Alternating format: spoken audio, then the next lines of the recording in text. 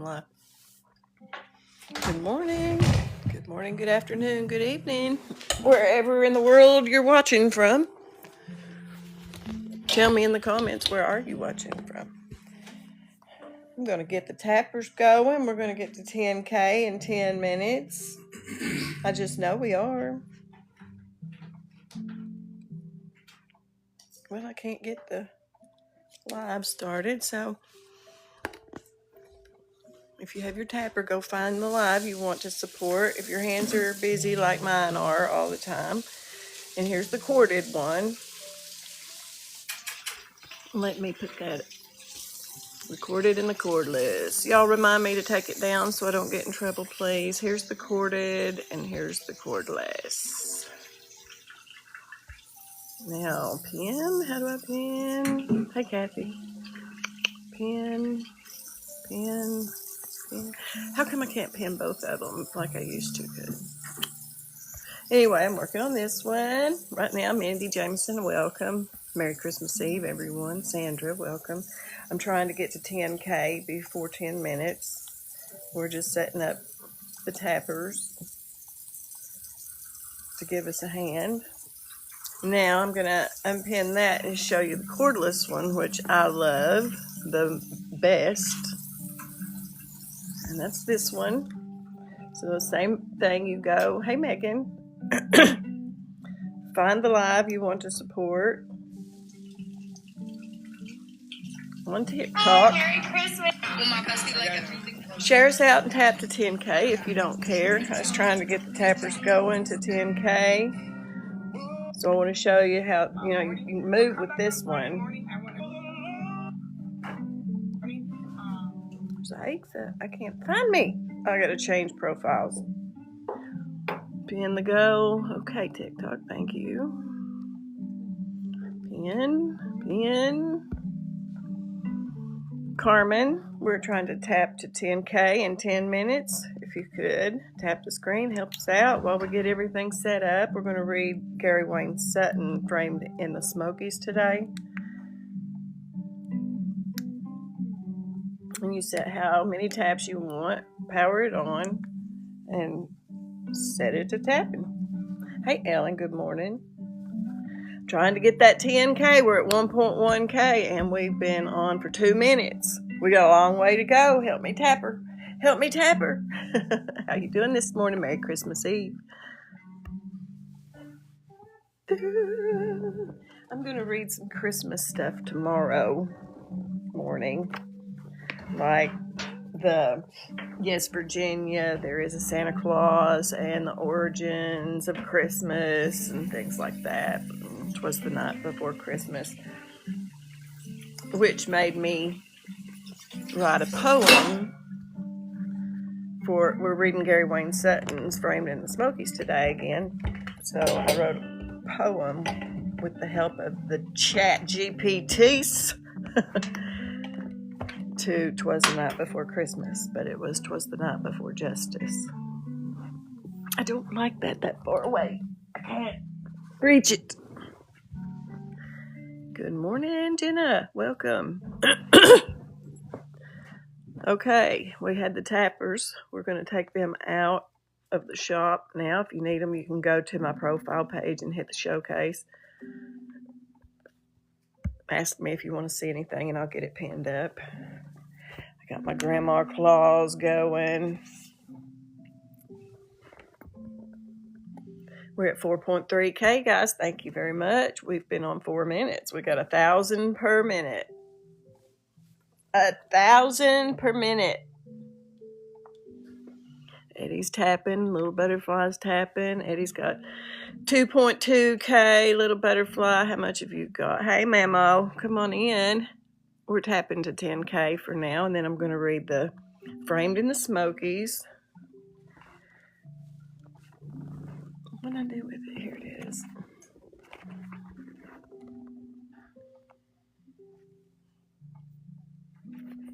I need to share this out, but I'm going to wait until we get to 10K before I share. Kobe Jack, Chubb, welcome in, guys, gals, whatever Amy, welcome. I'm trying to get to 10K. We're going to read this. I'll get the notifications out and the invites out after we get to 10K. We're at 6.5, 6.6. Hey, that's in 5 minutes. That's great. Eddie's tapping. Little Butterfly's tapping. Anybody else tapping? Ellen, you okay? You asleep? Are you sleeping? 7.1K. We have 0 new followers. We'll hit those 2 here in a second. I never did get my deodorant on. I'm going to have to get my deodorant on. I'm trying to get that light out of your eyes. Megan, come on in. We're tapping to 10K right now. We're going to get the resets, the 5 followers, and get all that out of the way. And then we'll be reading Framed in the Smokies.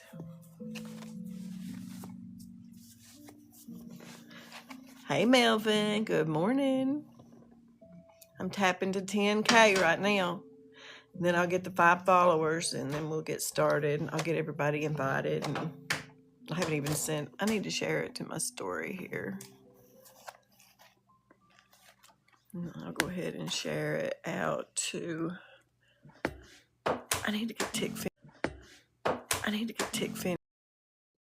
There we go. Maybe.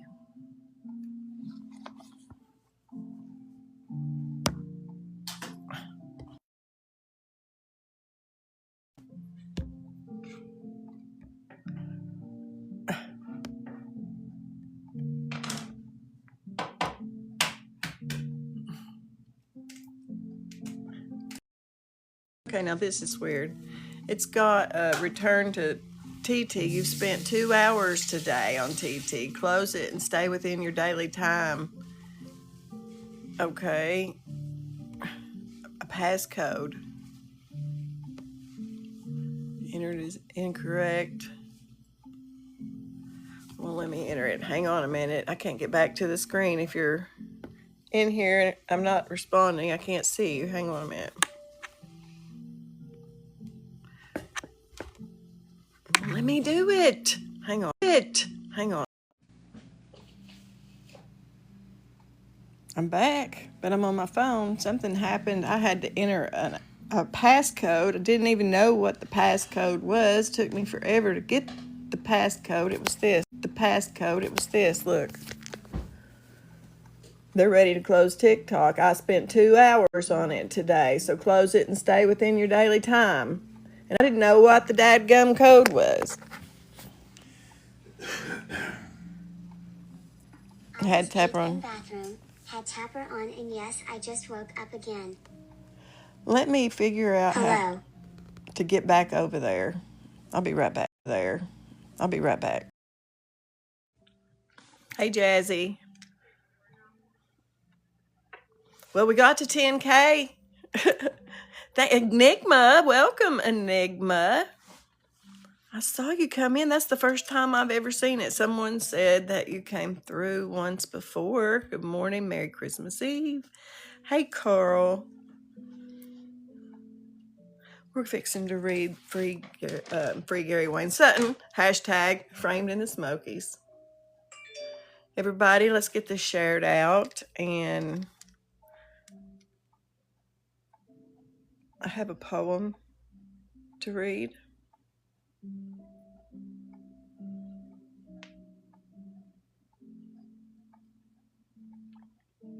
To go with this book. Hi, love. Thank you, Jazzy. Thank you so much for the I'm ready. I can't get this going. Thank you all for being here. And I haven't shared it, so please bear with me while I get it sent out. I was concentrating on getting that 10K in time. And then I got to go and follow and unfollow. And Kate, welcome. I'm going to hit the next set. Just a minute. I'm going to invite everybody I know. Everybody needs to hear this story and call Governor Lee's office. This is the poem I'm going to send when I call after a while. on my message, if the message will allow the time. Jeremiah, good morning. Merry Christmas Eve. Ellen, thanks for the Go Populars. And now my Tickfinity's not working again. I'm sorry if I'm missing your comments. Give me just a second. Did someone just send a Daily Heart me? I think I missed it. Thank you, though. Kate. Let me get this sent out. There's a few people that I send this to and that I look for and I haven't seen in a long time. Kind of makes me worry, worry.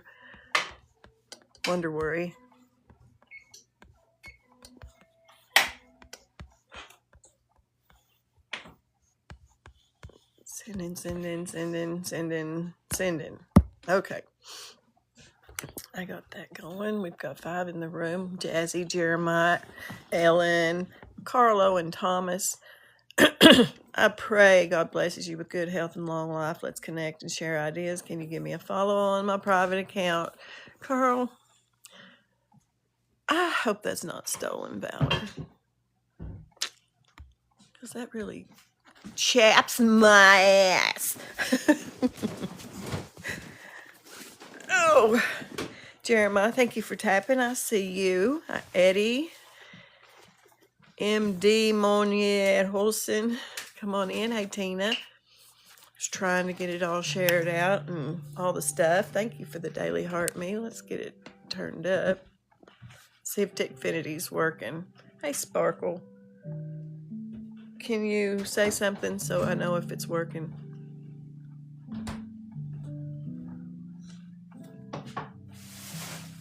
You're welcome. Yes, but it's not loud, is it? Yeah. Yep, I hear you. Wonder why it went back down. It was where I could hear it again. Superfan Back Porch Confessions has joined us, everyone. We're going to be reading this without all the legal jargon. Well, I'm going to call the governor today. Thank you for the populars. Just a minute, and I'll turn that off if y'all want to share and do all of that real quick. I'm going to reset on the other accounts.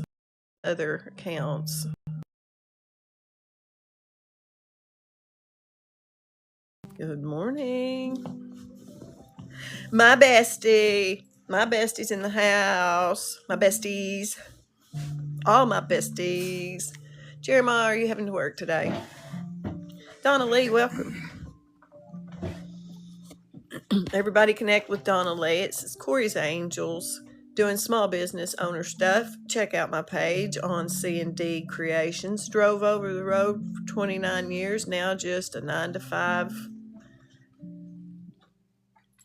yar. Jazzy's number 1, Jeremiah's number 2, Taco Tina's 3, Eddie, Ellen, Back Porch Confessions 6, Donna Lee pulling in the bottom. Well, I saw Enigma pass through today, guys. Were you in here? I saw. Join. Rob, welcome. Thank you, Back Porch, for sharing all of that. Thank you, Gary Wayne Sutton. Carolyn's in the house. We're getting ready. Getting all the stuff done and getting the resets and getting the followers and the taps. We got the 10K in time. Now we got to get you can unfollow and refollows. I'm trying to get the followers out of the way so I don't have to concentrate on meeting that goal. I can go ahead and get you pulled up. You have to go? Oh, I'm so sorry to hear that. Did you get to hear it the last time? Were you here when I read it the last time? But it had all that legal jargon, and I'm not going to do that this time. Did you say you're working? Looking back.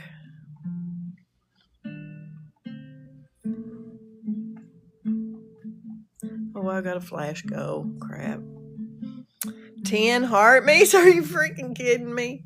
Not now. Thank you, no. No thanks.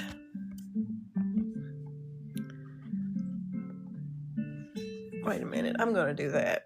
Yeah, I'm going to do that. I know we've got a lot already, but maybe we can get 10 with this story. Share it out. Hey, Rob, good to see you in here. I haven't seen you in a while. I've scrolled through and not been able to stop. I've been so busy during this month. Merry Christmas Eve to you. Everybody pick Rob up.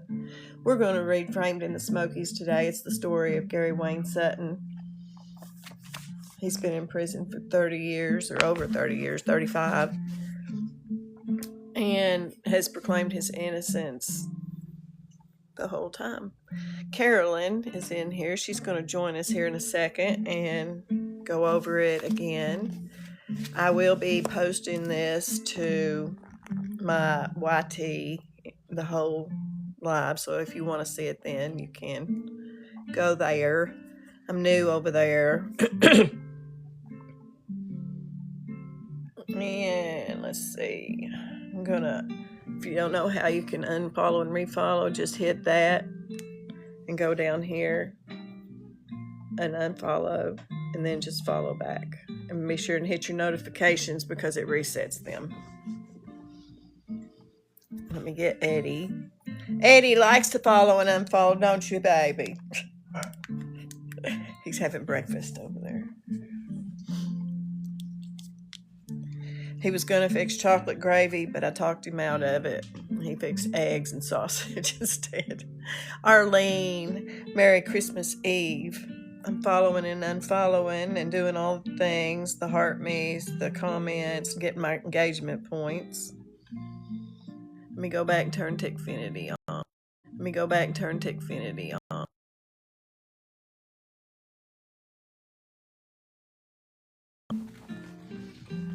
I hate this thing's not more stable. Morning, Merry Christmas Eve.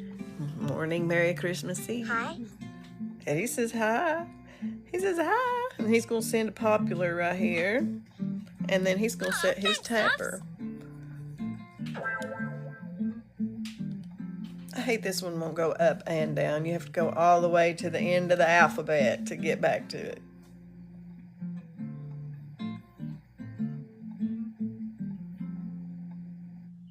Alexa, volume down. I'll put it over here about that. And then get it going. Hey, Angie, how are you feeling this morning? Sister in the house. What time is Christmas tonight? I don't even know what time to be there. I got to be there before dark. I'll fall asleep. Arlene, thank you so much for sharing it with more than 5 friends. Let's see, we've got 4 new followers. We need 1 more. Hang on a minute. Let me get this one. 4, I think. 4, good. Are you feeling Thanks okay? for the follow. You feeling up to it? Thank you. There's one Thanks of the heart for the me's. follow. Angie, send me a heart me. You got a coin on your account? This is a hard goal to reach. Please, sister, please. Extremely sore from yesterday. What'd you do today or yesterday? Thanks, loves. Nobody fills me in. What happened? Oh, thanks, loves. Thanks, loves. Let me mark you here, Angie. You're not marked. Can you give me a heart me, Angie, if you got one? Y'all go grab Angie. Let's see, I'm trying to mark you as a priority there. Had to go back to BG. Right tube was leaking. It was leaking after all. What'd they do? Have to stick it all back in there again? Arlene's tapping. Thank you. Ellen's tapping. Thank you. Thank you. We've got still no followers. Thank you. Thank you. I appreciate it. So I've got to get 10. Thanks for How the much was it? follow. 10, and I didn't even have that many people in the room. I still got to get 6 more. Thanks for the follow. Notifications, reset. Okay, we did that. We're going to claim our engagement points. I'm going to add a comment for that. Get the engagement points. Everybody needs to get you a backup account.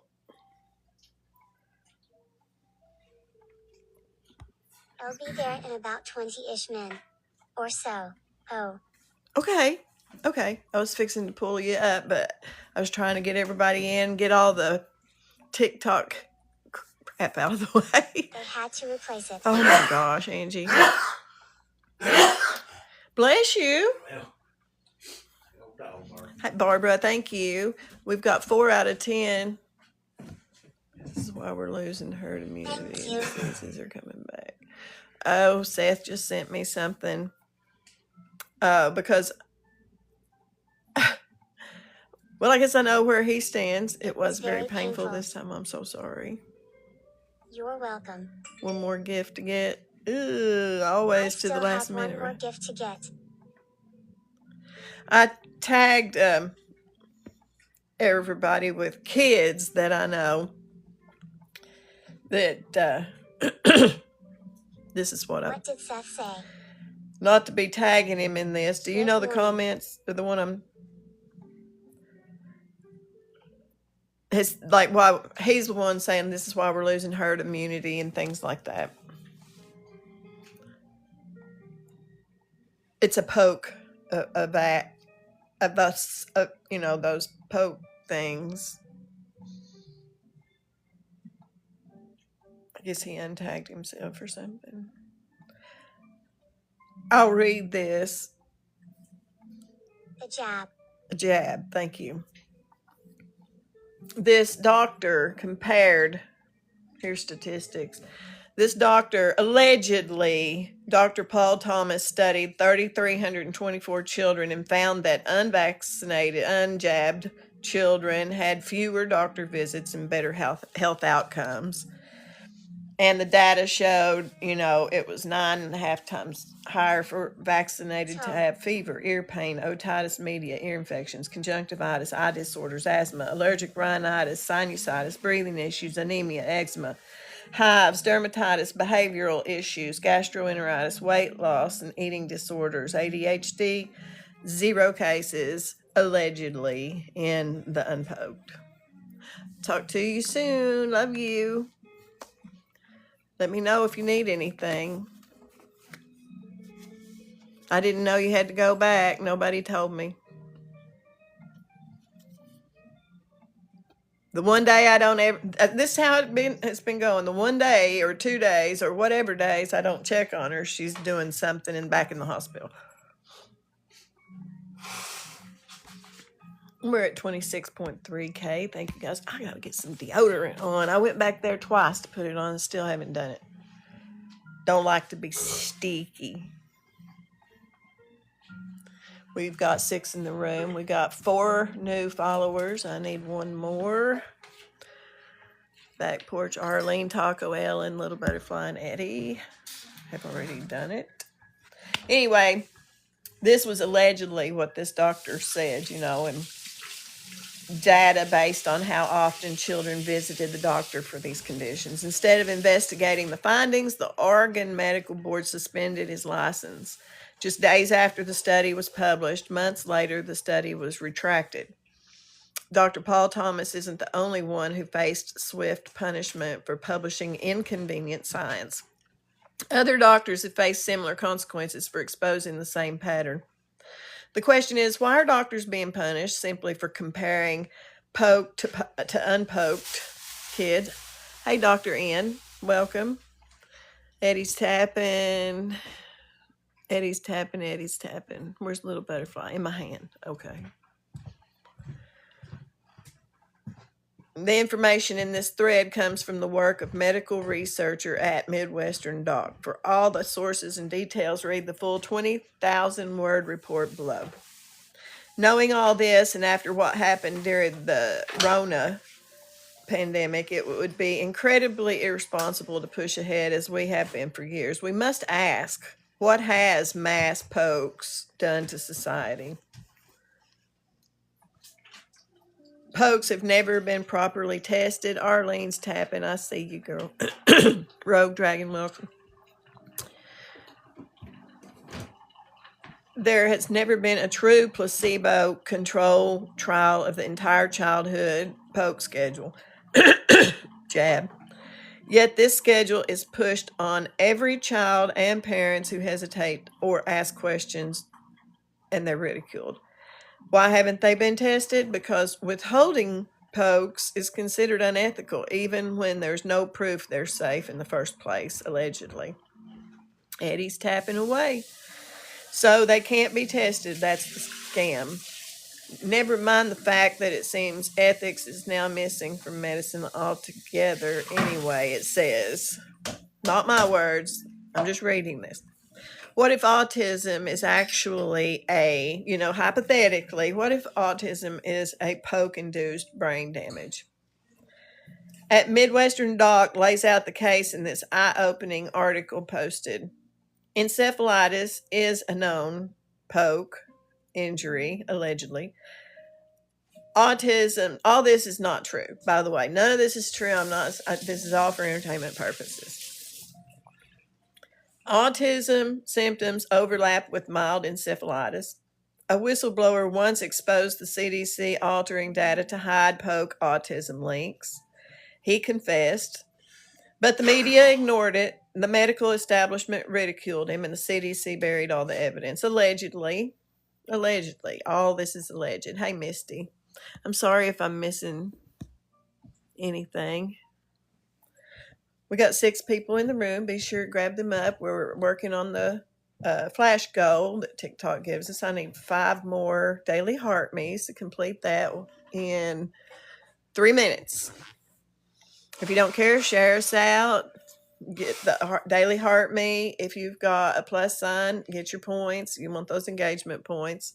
Be sure to pick up everybody that's in that gift gallery. You push my profile picture, go down to gift gallery, and it'll open up with everybody's name under each gift. Grab those people. Misty, how you doing today? Let me check you out. You don't have it. Dr. N, you're not in here either with a bio. Remote emergency and trauma med. There it is. Welcome. Emergency med. Did it filters me? There it is. I just now heard that. That's the first thing I've heard, Arlene. Let me look back. I can't see because Eddie's tapping. Tap. It shows all those tabs. Tap. Arlene got number 3 gifter badge. Thank you for that. That's all I see, Arlene.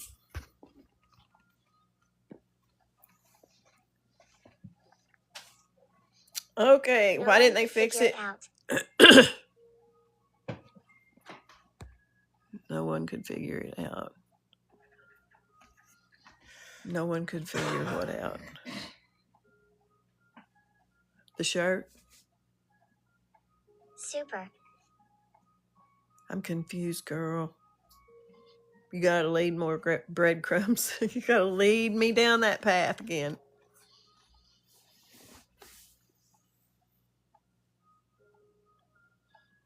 It is filtering me. Okay, because I'm seeing super and what was it? Did it filter me? It said, and then super, and it is filtering me.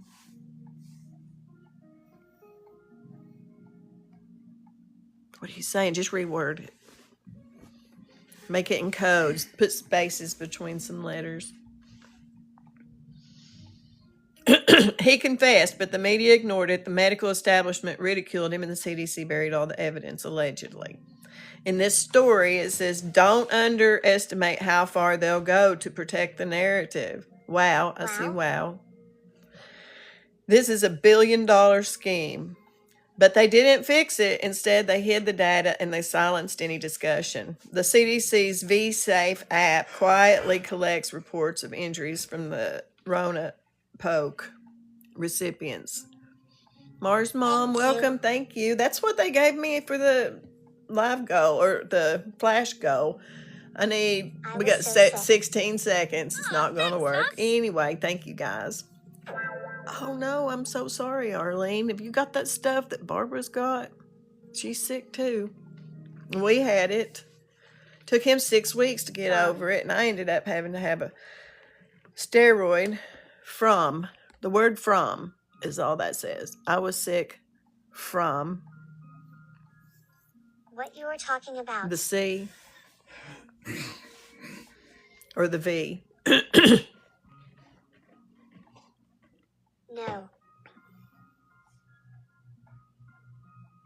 Hannah, thanks for Yes. coming. The V. Ugh. From the C. V? It did filter. It didn't say anything about that. I didn't see anything about that. And it revealed massive harm. But instead of sounding the alarm, officials published a summary that distorted the numbers to create an illusion of safety. Of course it was a mystery. This isn't new. Every few decades, the same disaster strikes. A rushed poke hits the market, causes injury, gets covered up, and then everyone magically forgets and believes that the pokes can do no harm. Thank you for the roses. Allegedly. Now, this is a story, not my opinion, because this is all false and it's for entertainment purposes only, just to make you go, Covered up. Mm-hmm. It started with smallpox in 1798 and has repeated itself ever since. The Rona was the last, was just the last one. The ongoing rise in crime might even be linked to poke injuries. Historian Harris Coulter showed how post-pokes encephalitis mimics the traits of a violent criminal, allegedly. These traits can include a lack of empathy, hyperactuality, sudden rage, and neurological tics. If y'all don't care, tap that screen. Thank you. Please and thank you. Pokes like rabies, diphtheria, DPT repeatedly caused encephalitis and even cranial nerve damage. They're saying, allegedly. They apparently have something. We need to look that up. That pokes are quietly reshaping society in ways we can't even begin to understand. Hey, Susan, do you remember me telling you the smoke, where there's smoke, there's fire, about the anti-God poke that I heard about? I do too. It does, and we all have autoimmune disease, and we didn't even have that many pokes, but our whole generation.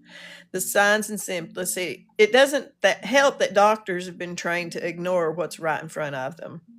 The signs like asymmetrical facial muscles, eye-tracking glitches, stunned emotional development are subtle and usually ignored.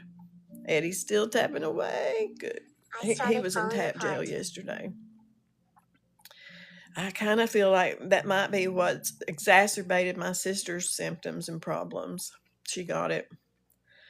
Those who dare to notice and to get to the bottom of it are quickly labeled anti-poke and punished. Those who dare to notice and get to the bottom of it are quickly labeled anti-poke and are punished. So, all of this begs the question, what else are they hiding? There's evidence that, now this I can attest to personally, but it says that there are evidences that the HPV vaccine causes autoimmune disorders in 2.3% of the trial participants. Now, that's allegedly, that's what this says, and I don't know the statistics on it. You can look it up yourself, but my daughter, immediately after the first, because there was supposed to be 3, immediately after the first, started bleeding in her colon and ended up losing her colon. And I've always said it's from that. I know in my heart it was from that. But Merck made billions and the poke is still mandated. This isn't about medicine, it's marketing profits. The victims are children and older people, and hardly anyone seems to care. Anyway, the market must be more like brainwashing. Arlene, I see you tapping. It's not out of the question that way may be spending, I think it meant that we may be spending trillions of dollars treating poke injuries without even knowing it. All of it was stemmed from pokes, and that's street symptoms, etc. They wanted to give the PHPPVV1.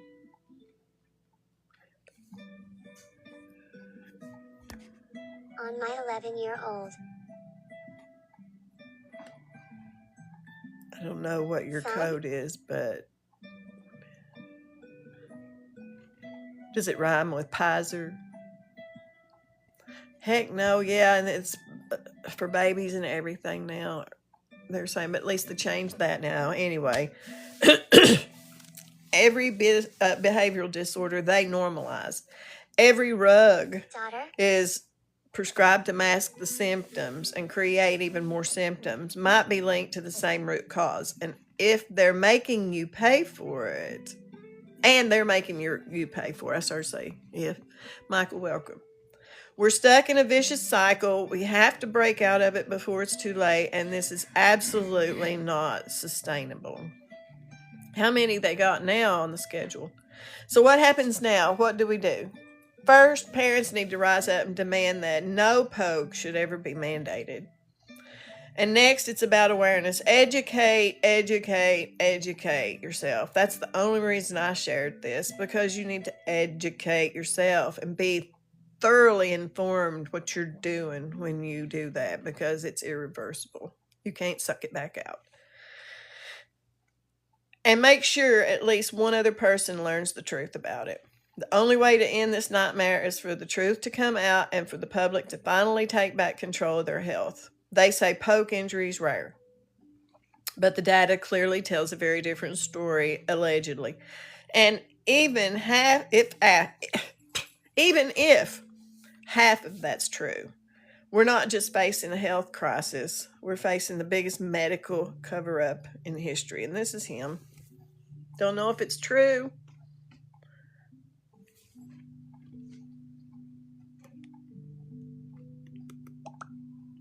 But that some people are really, that's why he said this is why we're getting rid of herd immunity and things like that. And I understand that, but I'm just saying educate yourself. Like this little thing right here. Know what you're putting in that baby. Know what you're putting in yourself. Let's see, it's 9:43. Pastor Asher. Carolyn should be back soon. We'll get started. I'll read it again, but I wanted you to hear this poem that I came up with the help of chat. 'Twas the night before justice. 'Twas the night before justice. The cell block was still. And this about Gary Wayne. 'Twas the night before justice. The cell block was still. Not a sound but the breath of a man on the hill. Chains hung on concrete where hope used to stay. As December crept closer, December, the third day. The courts had gone silent, the papers all signed, but questions still whispered in hearts and in minds. Merry Christmas Eve, Crazy Jen. For truth doesn't vanish when verdicts are read, and doubt doesn't die just because hope was bled.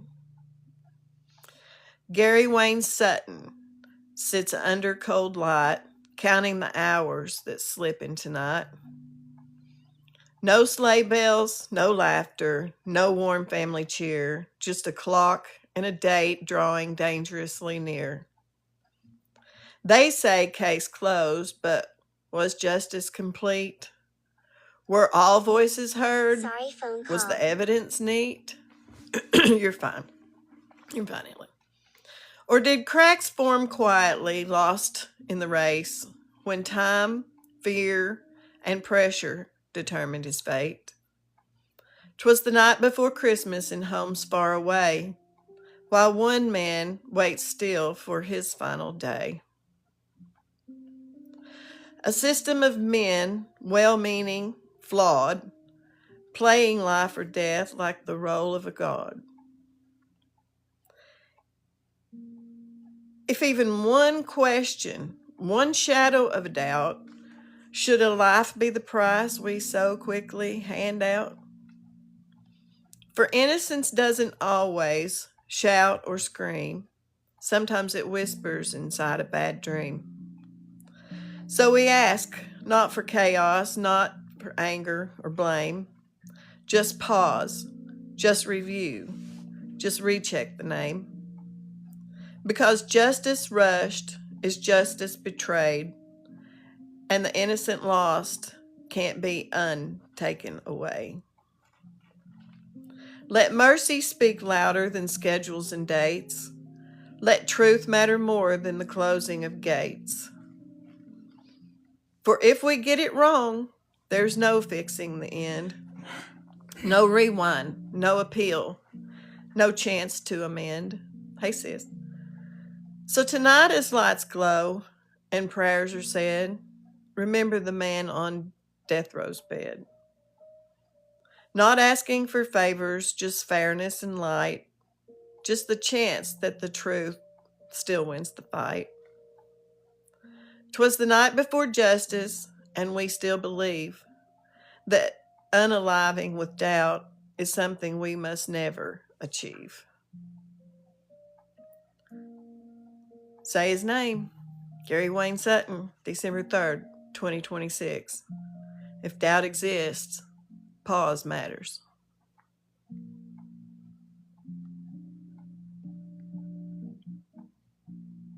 Justice with mercy. Doubt matters. Innocence matters. Humans have rights.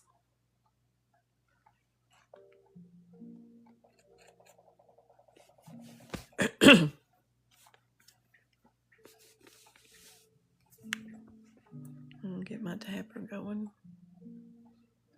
I'm going to share it from my account, Little Butterfly. Put it on that story and repost if you don't care to put the yellow repost. And we'll get to reading the book. There's Carolyn on cue. She's ready. You just missed the poem. Let me pull you up and I'll read it again before we start.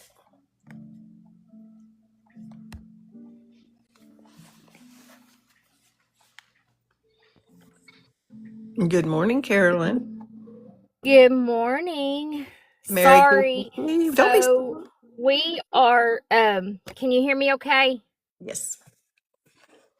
Okay. So I guess you're an hour ahead of me. Or I'm an hour ahead of you. It's 9:48 my time. Okay, it's 10:48 my time. So at 9:00 this morning, I was shuffling around. I'm thinking, well, maybe she didn't realize that it was New Year's Eve and she might have just forgot and not going to do it. So then I ended up at Starbucks and got stuck in the line. Well, we can just turn that off until you're ready. You just turn your teleportation device. I'm ready. I'm just sitting here. It's off. Will they get me for having the steering wheel in the picture or anything? Have you done that before? I have. Anybody but know? Let me see. I can move. I hate for you to have to do all that. Well, let me do this. Let me just move. I can move. I'm good. I just got to go That way. find me a place to sit. While you're This doing way? that, yeah, that'll work, I think. Don't you guys think that'll work? Hey, Holly, I want to read you this poem. I'm going to read to the governor's line today. Okay. When I make the call for Christmas Eve to Governor Lee, and the number is over here, Gary Wayne Sutton page. She's got it on all her posts there. You can get that number and you can call Governor Lee and beg for him to look at the case, pardon, stay of execution, just say free Gary Wayne Sutton. You don't have to be long. You can just say whatever, and you'll have to talk to nobody. It's a recording. Hey, Just. I had ChatGPT help me. I had the idea and what I wanted, but made it what I wanted. 'Twas the night before justice. I like him. 'Twas the night before justice, the cell block was still, not a sound but the breath of a man on a hill. Chains hung on concrete where hope used to stay, as December creeps closer, December, the third day. The courts had gone silent, the papers all signed, but questions still whispered in hearts and in minds. For truth doesn't vanish when verdicts are read, and doubt doesn't die just because hope was bled. Gary Wayne Sutton sits under cold light, counting the hours that slip into night. No sleigh bells, no laughter, no warm family cheer, just a clock and a date drawing dangerously near. They say, case closed, but was justice complete? Were all voices heard? Was the evidence neat? Or did cracks form quietly, lost in the race, when time, fear, and pressure determined his fate? 'Twas the night before Christmas in homes far away, while one man waits still for his final day. A system of men, well-meaning but flawed, playing life or death like the role of a god. If there's even one question, one shadow of doubt, should a life be the price we so quickly hand out? For innocence doesn't always shout or scream. Sometimes it whispers inside a bad dream. So we ask not for chaos, not for anger or blame, just a pause, just review, just recheck the name. Because justice rushed is justice betrayed, and innocent lost can't be untaken away. Let mercy speak louder than schedules and dates. Let truth matter more than the closing of gates. For if we get it wrong, there's no fixing the end, no rewind, no appeal, no chance to amend. So tonight as lights glow and prayers are said, remember the man on death row's bed. Not asking for favors, just fairness and light, just the chance that the truth still wins the fight. 'Twas the night before justice, and we still believe that killing with doubt is something we must never achieve. Say his name, Gary Wayne Sutton, December 3rd, 2026. If doubt exists, pause matters. I like it. Good morning. I like it. Good You morning. need to send that to him on his page, on his Facebook pages. Gary, No, the Bill? governor. I didn't know he had Mhm. one. I sure He will, does. because I don't know if I'd have time on the recording. Send me. What's it under?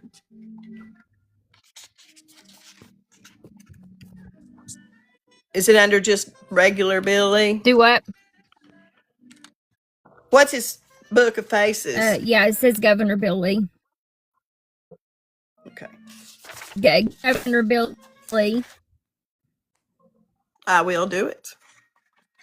Now we're going to read Framed in the Smokies. It is the book by Heather Cohen and Tracy Ellis. Heather was the private detective who went and detectived, did her thing. And it's the shocking murder of siblings Tommy Griffin and Connie Branham sent waves of horror through Blount County, Tennessee, when James Dellinger and his nephew Gary Sutton were convicted and sentenced to unaliving for the crimes the community believed justice had been served. Now, over 3 decades later, Sutton's family has enlisted private investigator Heather Cohen to prove his innocence. The evidence she has uncovered is strikingly compelling.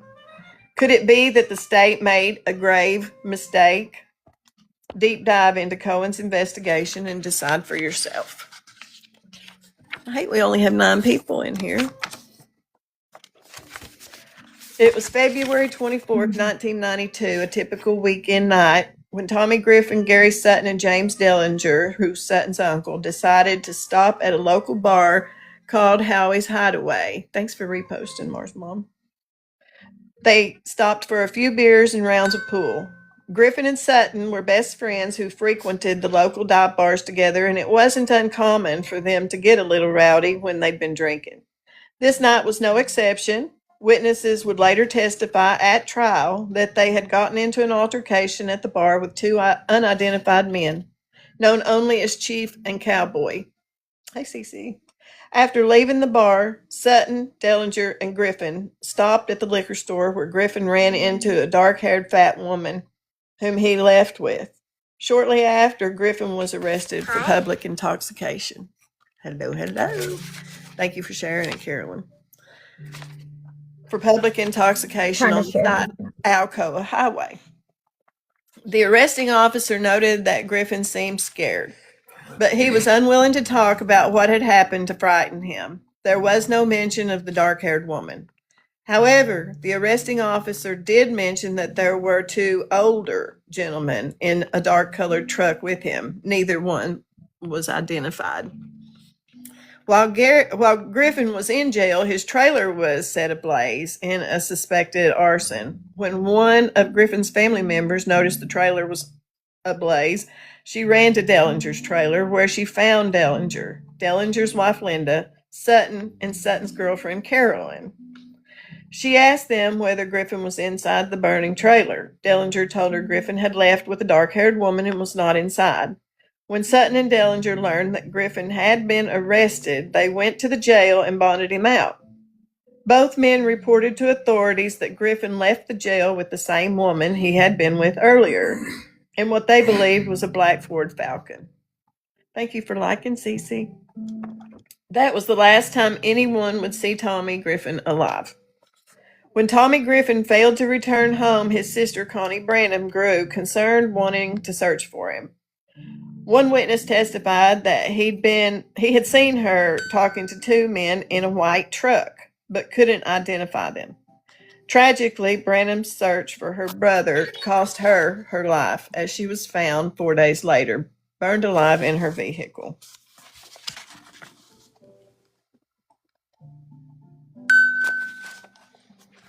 Everybody's Merry Christmas in today, aren't they? On the digital dings. Who is Gary Wayne Sutton? Look at those eyelashes.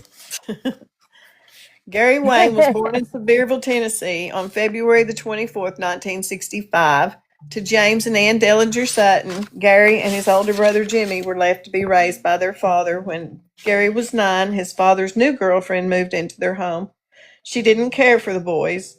Gary was forced to leave the house in the morning when his father left for work and would often spend time in the doghouse just to keep warm. James Dellinger, the boy's uncle, recognized that Gary was not being cared for and started picking him up and taking him with him during the day. And when Gary was about 14, he went to Georgia with Dellinger to work in construction. While they were in Georgia, Gary got picked up by law enforcement for fighting and was sent to a juvenile detention. Sutton eventually returned to Tennessee, where he remained until his arrest and conviction for the murders of Tommy Griffin and Connie Branham. Gary's friends and family described him as the kind of guy who would do anything to help, even if it meant giving the shirt off of his back. Gary's just a good old country boy. He's been described as a hard worker, charming when it comes to the ladies, generous and kind, and a bit rowdy when he's drinking with his buddies. Tommy Griffin was Gary's best friend, and Gary looked out for him. Gary has maintained his innocence since the day of his arrest. I just want everyone to know that you can be innocent and end up on death row, he said. Detectives immediately suspected Dellinger and Sutton. Both Sutton and Dellinger told investigators that Gary left the jail with the same woman he left with earlier that night in the black Ford, is what they believed to be a Falcon. Blount County investigator James Widener provided an affidavit stating that he had 3 eyewitnesses placing Dellinger and Sutton at the crime scene, which was grounds for the arrest. After the arrest, Widener obtained a search warrant for Dellinger's property based on the same allegation. Investigators seized 1 rifle, ammunition, and spent shells from Dellinger's home. The following day, investigators returned to the crime scene, discovering spent shells they had previously missed, lying perfectly parallel and bunched together which is virtually impossible. This is the actual crime scene photo of the spent shells. Dellinger and Sutton were appointed defense counsel. The attorneys requested that their trials be separated. However, District Attorney Mike Flynn told the judge in open court that they would have to let Sutton walk, quote, unquote, if they separated the trials because they had nothing directly tying him to the crime. Thank you for the daily. I appreciate that, Dan. Dan Freakintastic in the house. We're reading Framed in the Smokies, the story of Gary Wayne Sutton. He's wrongfully convicted on death row with an execution date set for December the 3rd of 2026. Dellinger and Sutton were appointed defense counsel. Their attorneys requested their trials be separated. Thank you, Dan. Thank you. And again, they would have to let Sutton walk if they separated the trials. And they said that in open court. Leveled up to 14. Thank you, Dan. You have a very Merry Christmas Eve. Very Merry Christmas. I'll be reading Christmas stuff tomorrow. Nothing directly tying him to the crime. Both attorneys knew they were over their heads and asked to be released from the case. Thank you. Neither had experienced trying a capital murder case and admittedly lacked the knowledge and expertise to defend their clients. The court denied their request and provided them with a jury selection expert to help with voir dire. Let me get my tapper going. I sat here and realized it wasn't going. Every little bit helps, right?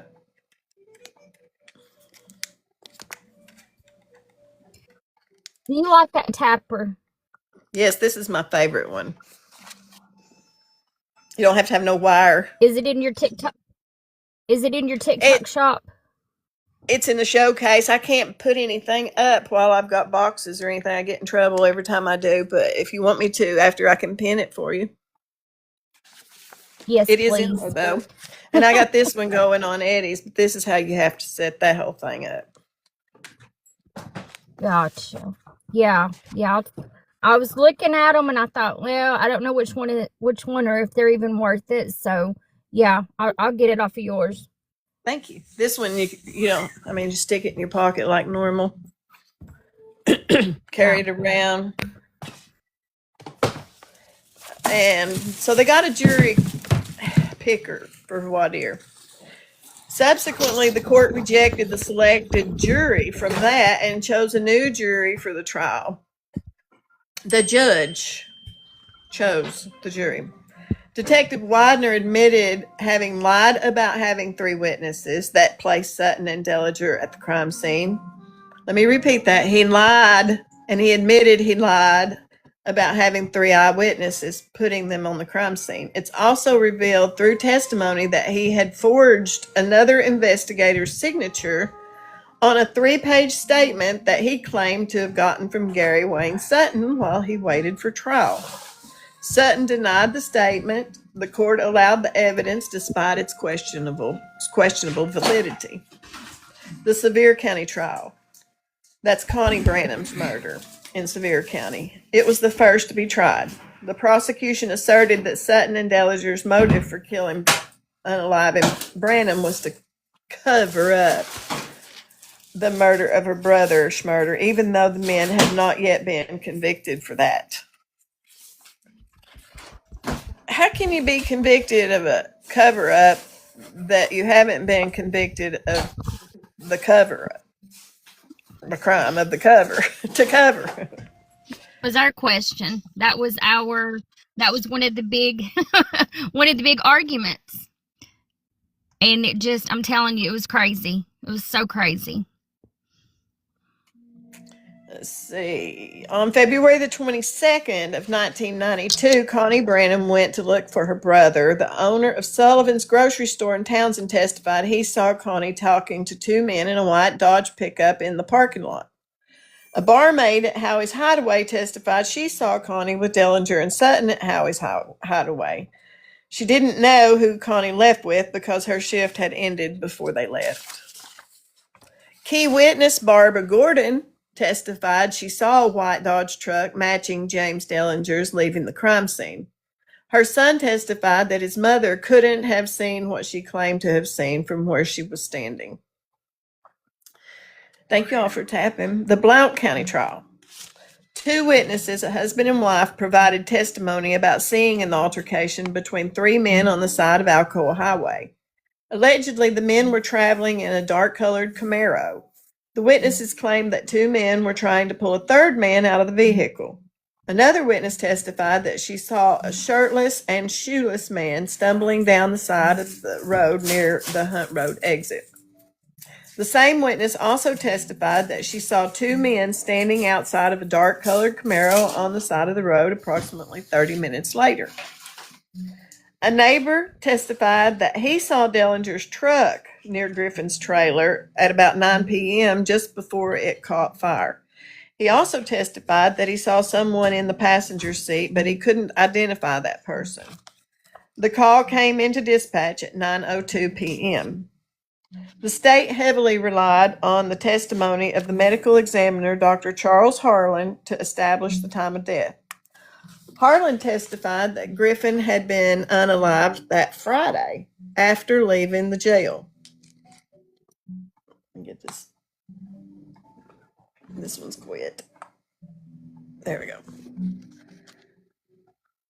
After leaving the jail. I'm lost. Okay. I'm still lost. The state heavily relied on the testimony of medical examiner Dr. Charles Harlan to establish the time of unaliving. Harlan testified that Griffin had been unalived that Friday after leaving the jail.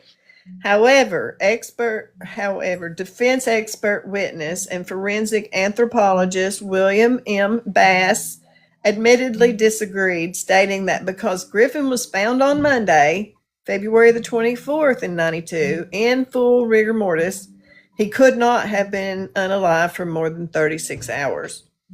A relative of Tommy and Connie's, Jennifer Branham, testified that she ran into Dellinger's trailer when she learned that Tommy's trailer was on fire. She claimed that both Dellinger and Sutton wore jackets and their jeans were wet up to their knees. She claimed Sutton told her Tommy left with a girl and that Dellinger told her they were already in enough trouble when she asked them to accompany her to the trailer. Branham further stated that she saw Dellinger remove an object wrapped in a sheet from his truck. She testified that he put it into the back of his wife's car after 10 p.m. and that she saw him remove it from the car on February the 22nd and place it under his trailer. Sutton and Dellinger bonded Griffin out of the Blount County Jail at 11:25 p.m. Key witness Jason McDonald testified about hearing gunshots from his home around 11:55 p.m. And I said the G word. In 1993, Sutton and Dellinger were found guilty on all charges and sentenced to unaliving in 1996 by the Blount County jury. Issues in Gary's trial began to surface in May of 2005 when the state of Tennessee permanently stripped Dr. Charles Harlan of his medical license, citing 20 counts of misconduct. Harlan's testimony had been relied upon for the convictions of dozens of cases. This caused the state a great deal of grief, as several cases were overturned and dozens more would be reviewed at the point of exhuming the bodies of the victims that he'd examined. However, Sutton and Dellinger's case was not considered for review. State finds 18 instances of sloppy work. Nearly 3 decades had passed since the gruesome murders of Tommy Griffin and Connie Branham. Sutton had almost given up hope, but then something happened that would reignite the fire. Carolyn Weaver Miller, Weaver only now, right? Sutton's girlfriend at the time of his conviction was watching the news when a segment came on announcing Sutton's scheduled execution on October 6th of 22. She was with Gary the weekend of this murder, so she knew he was innocent and had to do something. Miller was determined, well, we'll call her Weaver, was determined to prove Sutton's innocence. For years, Sutton's only allies were his attorneys at the public defender's office. However, according to Gary, they refused to talk to him or provide copies of his appeals until after they'd already filed them.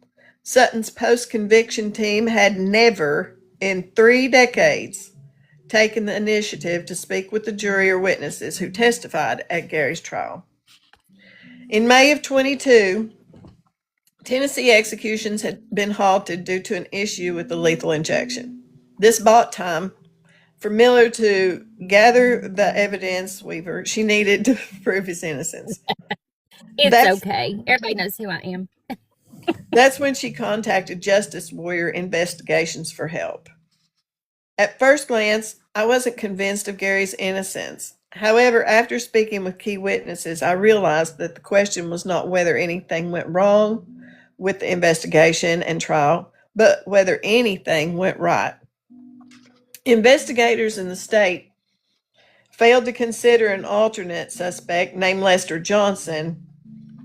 Earlier that year, Johnson's cousin, Michael Vaughn, was the victim of a brutal assault that left him paralyzed. Johnson was enraged by the attack on his cousin and set out to vindicate him. And in doing so, Johnson copped charges of his own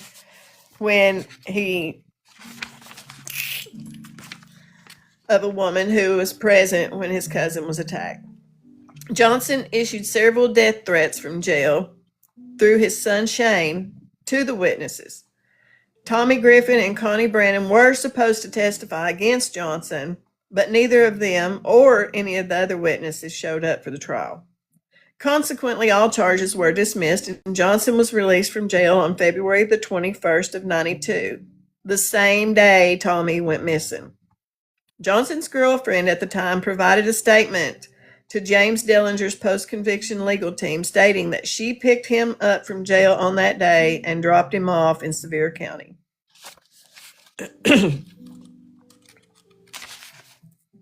In 2022, I received a call from one of the investigators on James Dellinger's post-conviction legal team. At that time, the investigator could not share Dellinger's legal file for the ethical reasons, conflict of interest. However, they had heard about the work I was doing for Gary's case, and they wanted to show support.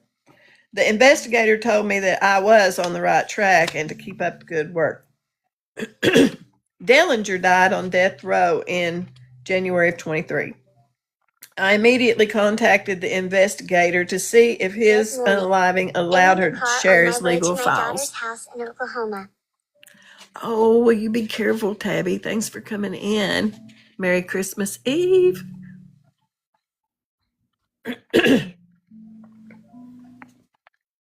We met a week later.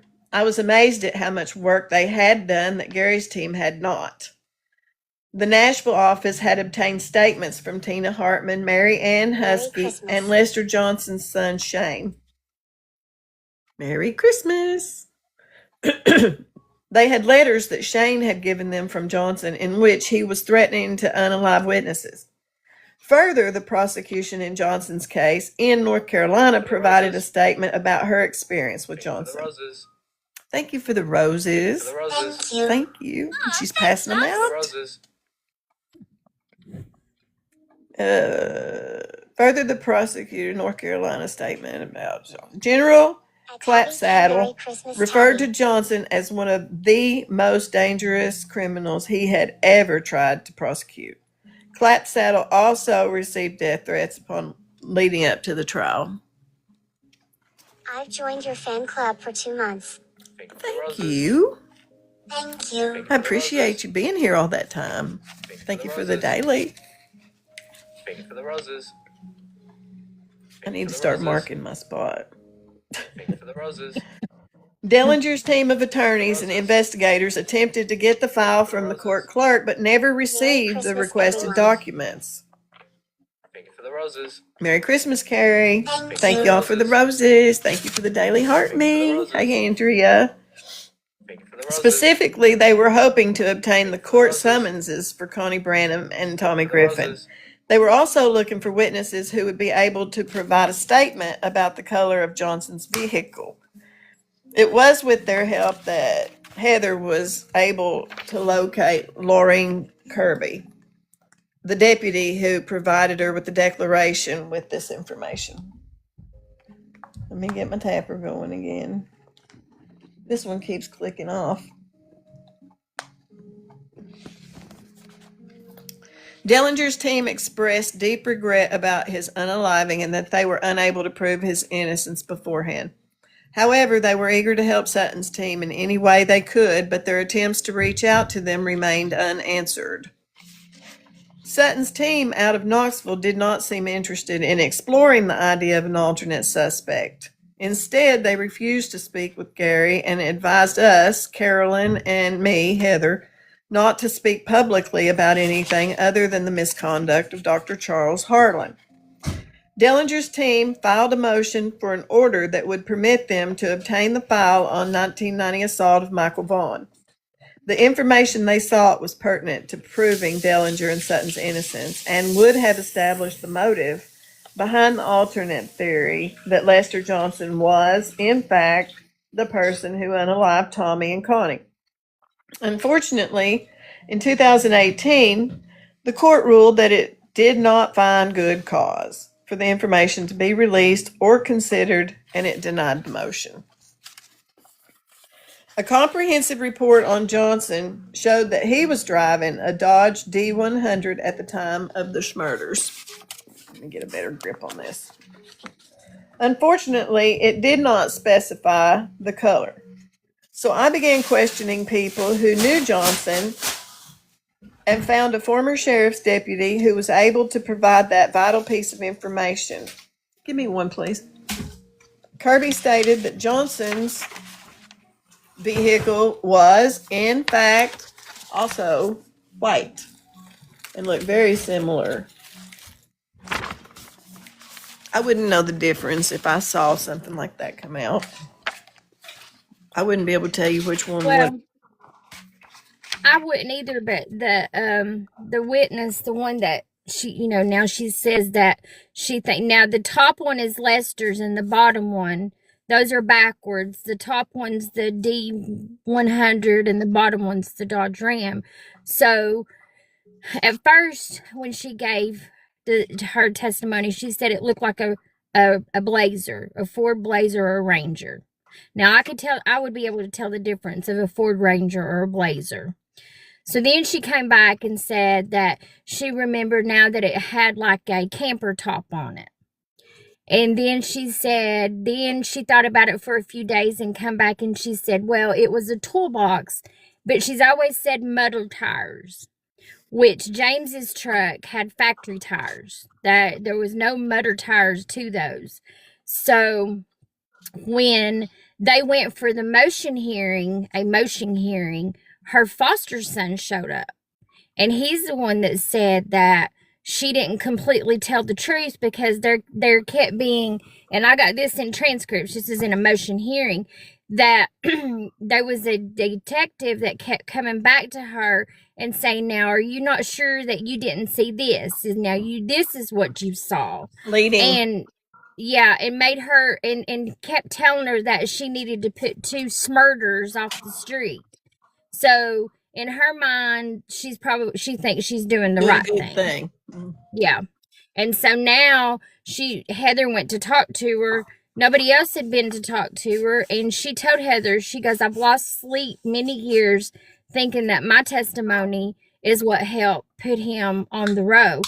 Well, yes. It did. Yes, it was. And I just feel like there's more that she can tell, but I think she's scared. And at this point, she just needs to go ahead and tell it because we're running out of time. Have you spoken with her?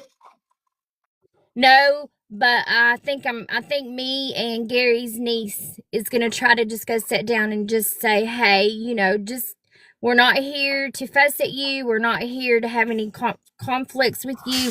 We just want to have a conversation. That's all. And can we record it? Yes, we can. Ask her too, though, and get her permission. Well, she got on. I mean, she's on one of the news stations doing her interview. Oh, good. So, she'll tell you that when she went, she'd tell you she doesn't remember what the truck looked like and that she had told them she wasn't sure, but they had James's truck out in the parking lot on a row back. So they took her to that truck before she went in to do her statement. Yeah, that's what I was Fresh in their telling mind. Yeah.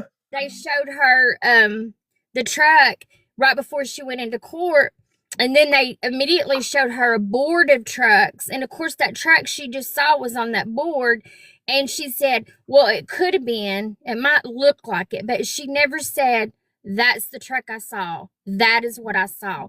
And I think if the whole truth would come out, I think that all those other trucks that was on there was different colors, and there was only one white truck on that board. Really? Yeah. You don't have that? If they would tell the whole truth, I'm pretty sure that's what it was. Merry Christmas Eve, Elon Musk. In a conversation with this lady, Barbara Gordon, she said that she had a lot of regret over the testimony and that she had lost sleep over the thought that she played in the part of Sutton's fate. She admitted she was never sure that the truck she saw fleeing the scene was James Dellinger's Dodge Ram, and she confided that she felt that the state had put words into her mouth.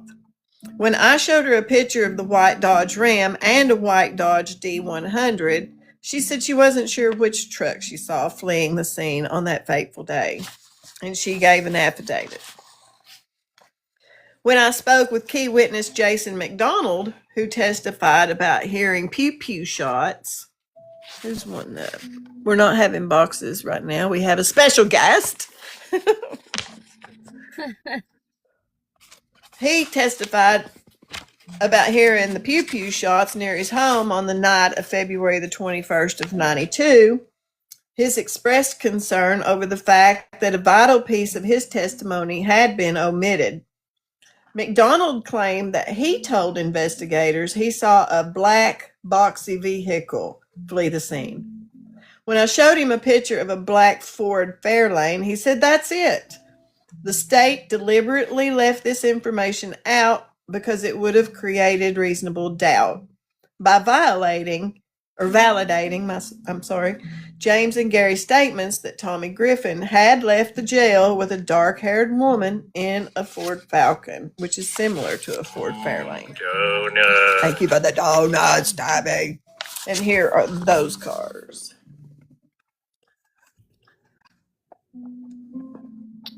Falcon and Fairlane. Thank you for the Go Populars. Thank you. We're trying to get the story out. Donut. Chapter 4 is problems with the jury.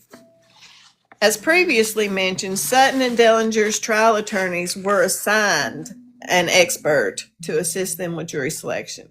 However, the selected jury was rejected, and a new one was assigned.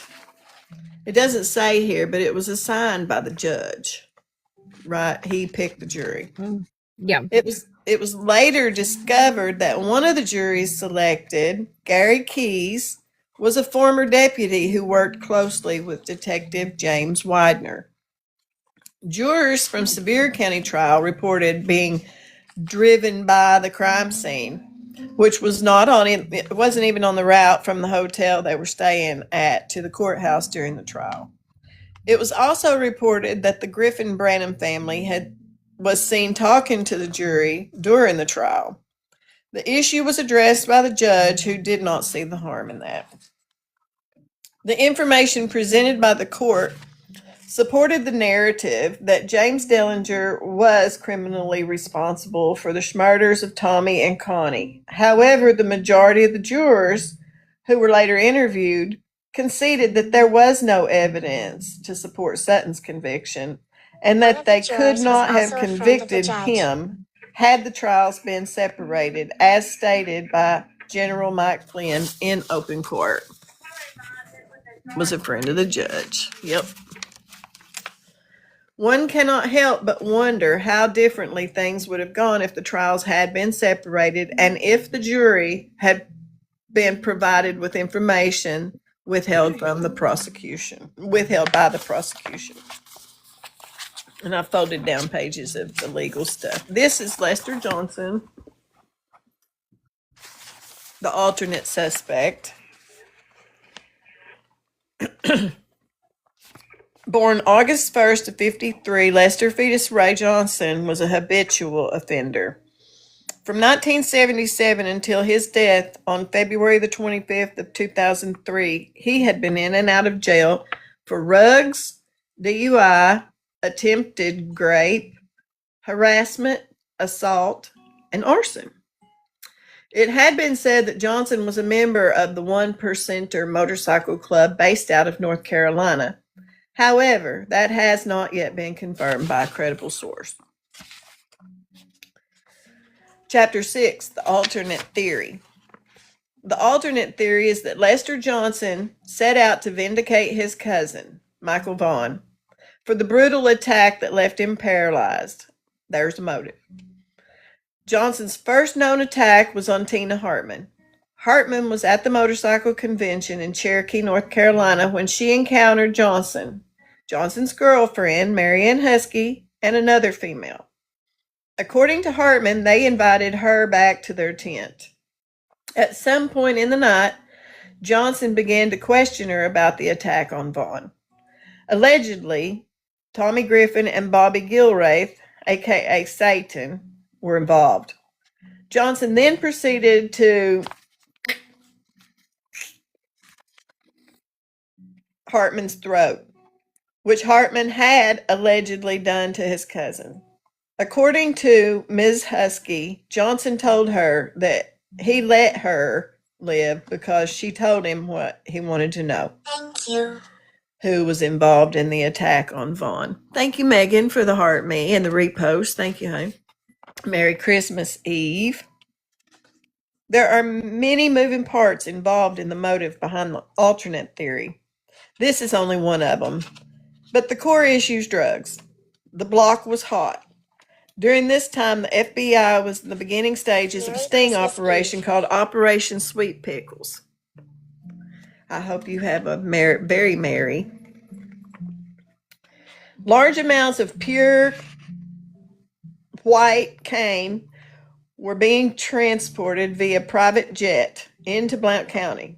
This is closely related to several individuals involved in the attack on Michael Vaughn and subsequently the murders of Tommy Griffin and Connie Branham. An informant wore a wire during a rug deal with Bobby Flynn. Tommy Griffin was present. Griffin was not the informant who was wired during the exchange. However, the alternate theory suggests that there may have been some suspicion that Griffin was a snitch, based on the statement of a witness who overheard the word snitch during the altercation between Chief Cowboy, Dellinger Sutton, and Griffin at Howie's hideaway. In a statement I obtained from Bobby Flynn, he admitted that he'd been released from jail, where he was being held on pew-pew charges, in exchange for giving illegal weapons to police chief as a personal favor. If true, this would suggest that law enforcement may have had knowledge of the illegal pew-pew and rug trafficking in the area, and that they were turning a blind eye in exchange for gifts and money. It might also suggest that because, thank you for the heart, me Stacy, how are you? Merry Christmas Eve. It might also suggest that because of personal involvement in criminal activities, there may have been certain people in law enforcement who would not want to implicate themselves somehow by investigating the same person or people from whom they had accepted the favors in exchange for immunity. After Sutton and Dellinger were arrested, both the Sevier County prosecutor and the Blount County prosecutor visited Floyd while he was in jail and asked him if he would testify against Sutton and Dellinger. Floyd refused because he did not have direct knowledge of the subject. Johnson was being held in North Carolina for charges relating to the assault on Tina Hartman. He issued several threats on witnesses from jail through his son Shane.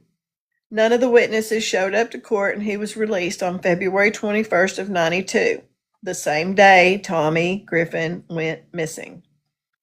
Husky's statement to Dellinger post-conviction team was that she dropped him off in Sevier County before sundown on that same day. We also know that he drove a white Dodge truck. Johnson may not have been the top dog in the rug world, but he had a reputation for being violent. All he had to do was put the word out on the streets that Griffin was a snitch. This caused everyone to turn on Griffin. Dellinger likely knew that Johnson was looking for Griffin, but did not discuss it with Sutton due to Sutton's close relationship with Griffin. Best friends. Further, Dellinger likely knew that it was a no-win situation because of Johnson's ties with the Pew Pew and rug trafficking ring and their relationship with local law enforcement. Witnesses testified that Sutton and Dellinger were seen putting Griffin out of the car on the side of the road. Later, Griffin was arrested for public intoxication, and the arresting officer mentioned two older gentlemen in a dark-colored truck. Griffin seemed scared. I proposed that the men seen with Griffin were the same men from the bar, and the barmaid heard the word snitch. I would also propose that these men and the dark-haired woman in the black boxy vehicle were associates of Lester Johnson's. The dark-haired woman was likely planted to lure Griffin into a trap. Every witness who testified about seeing Dellinger's white truck was likely confused, and what they witnessed was Johnson's white Dodge D100. After Gary Sutton and James Dellinger bailed Tommy Griffin out of jail, Griffin left with a dark-haired woman in a black Ford Fairlane. The woman was waiting there for him under the instruction of Johnson and took him to an unknown location where Johnson was waiting. Chapter 6, Ineffective Counsel at the Post-Conviction Level. Thank you all for keeping the chat rolling. I appreciate you. I want to say something too. When all these witnesses were saying that they saw that the fight out on Alcoa Highway, nobody ever, nobody ever identified Gary or his uncle. Two older men. They were never identified anywhere. Nobody ever identified them in any of these places. Anything else like, let's see. Like the barmaid, when they were at the bar, when she was saying, like Gary kept saying, he goes, we never had an altercation. So I don't know who the altercation was with or any of that. But when she, because I found her first statement, because she had, she's another one that she gave a statement until she gave the statement that they wanted her to give. So I found their first statements, and she was describing, and all she described Gary's uncle was he wore a floppy hat. He had on a floppy hat. They had on blue jeans. Okay, who don't wear blue jeans? Who didn't wear blue jeans? Cowboy boots, and his uncle had a floppy hat on. That's it. That's all she described him. She described Gary as no facial hair and a scar down the left side of his face. That was her description in her first statement that I found. And Gary has always had a clean-shaven beard. I hope y'all And there's no scar on his face at all. I hope you have a Merry Christmas. I'm sorry. I wish you could stay with me. I'll be back on in the morning. We have Christmas Eve at my mom and dad's tonight, but we're not doing anything tomorrow. I'm going to read some Christmas stories in the morning and just chill. So we're at Chapter 6, the Ineffective Counsel at the Post-Conviction Level. stop me anytime and interject. In 2024, Sutton filed a motion to remove his post-conviction attorney, Suzanne Bales, from his case. Sutton claimed Miss Bales had refused to speak with him for 12 years. Thank you, Bonnie. Upon reading some of the documents that had been filed by Miss Bales, good morning. Merry Christmas Eve. The Federal Defender Service of East Tennessee, it became apparent that Sutton's post-conviction team had not done their due diligence. Specifically, they missed deadlines and didn't follow proper filing procedures. Now, if you're an attorney and you're missing deadlines, for me, I'm going to be really irate, but I'm not sentenced to unaliving. Can you imagine? Chapter 7, Advocating for Gary Wayne Sutton. In 2024, I had the opportunity to meet with several congressmen to present new evidence that I obtained in Gary's case. Senator Paige Wally and State Representative T.R. Williams were compelled to help us in our attempt to get Governor Bill Lee to review the case. They were particularly concerned about the positioning of the shot pew shells in the crime scene photo and Charles Harlan's credibility. In an interview with Fox 17, Dennis Ferrer, Senator Wally said that he had serious concerns about Gary's conviction after our meeting and that Governor Lee needed to take a second look at this case. He further stated, "Well, damn, we better be certain the verdict was just." When Ferrier asked Governor Lee if he planned to review Gary's case, Lee said that he would not be reviewing any death row cases until protocol was back in place, meaning when the executions resume. Gary's team of advocates has held 3 press releases and has written Governor Lee's office requesting a meeting with him. However, their pleas have fallen on deaf ears. Conclusion and plea to Governor Lee. Gary Wayne Sutton never stood a chance. His case is the perfect example of what happens when integrity is not upheld. At no point has he received effective counsel, and now the state of Tennessee is going to execute him. Governor Lee, or someone else with the authority to do so, if they don't intervene. Sutton has lost more than 3 decades of his life for a crime that he did not commit. Governor Lee, as advocates for Gary Sutton and citizens of the great United States of America, we are pleading with you to review Gary's case. Please don't let an innocent man die on your watch. Respectfully, Heather Cohen and Tracy Ellis. Here's Heather, the author, one of the authors, and the private investigator. She started her legal career as a paralegal specializing in family and criminal law, and she assumed the volunteer role of Tennessee State Coordinator for the Center for Missing Persons, CUE. She established a private investigation firm in 2016. She has a bachelor's degree in legal studies, a master's in criminal justice, and she's dedicated to pursuing justice for victims, their family, the wrongfully convicted. Moreover, she vehemently opposes government corruption and has emerged as a prominent voice against corruption within the criminal justice system. Cohen is known for her involvement in several high-profile cases and has appeared on Datelines After the Halloween Party, Discovery ID's Secrets, Lies, and Private Eyes, News Nation, Court TV, and more.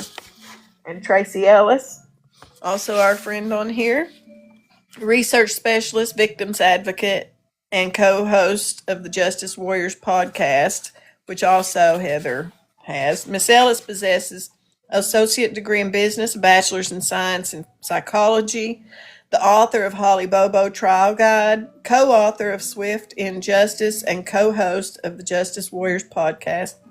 Ellis is a former Mississippi State coordinator for the CUE Center for Missing Persons and is a strong advocate for justice.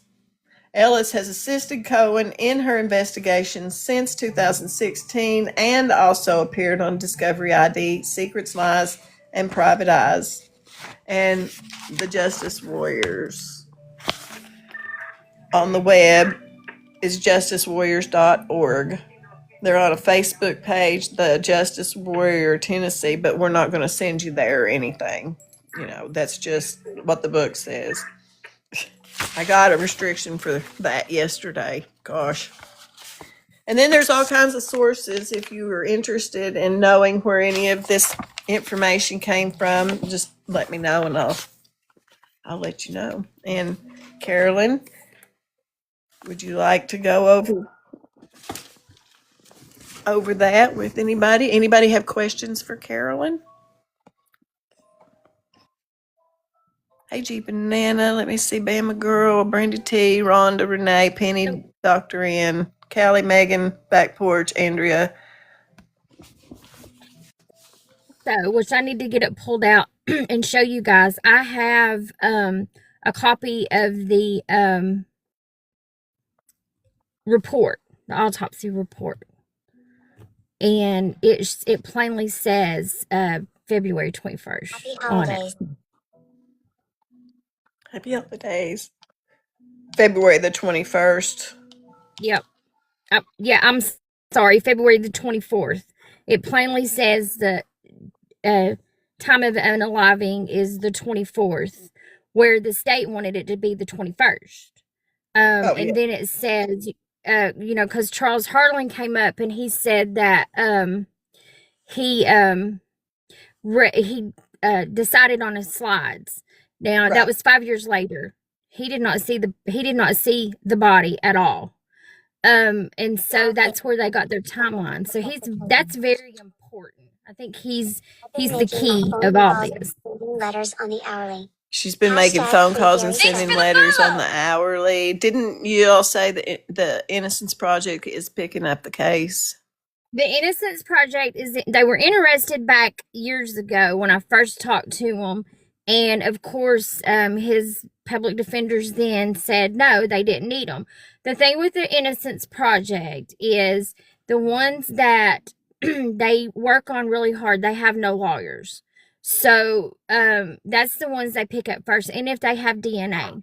Well, when I talked to him a couple weeks ago, he said, yes, they would be interested and they will help in any way that they can.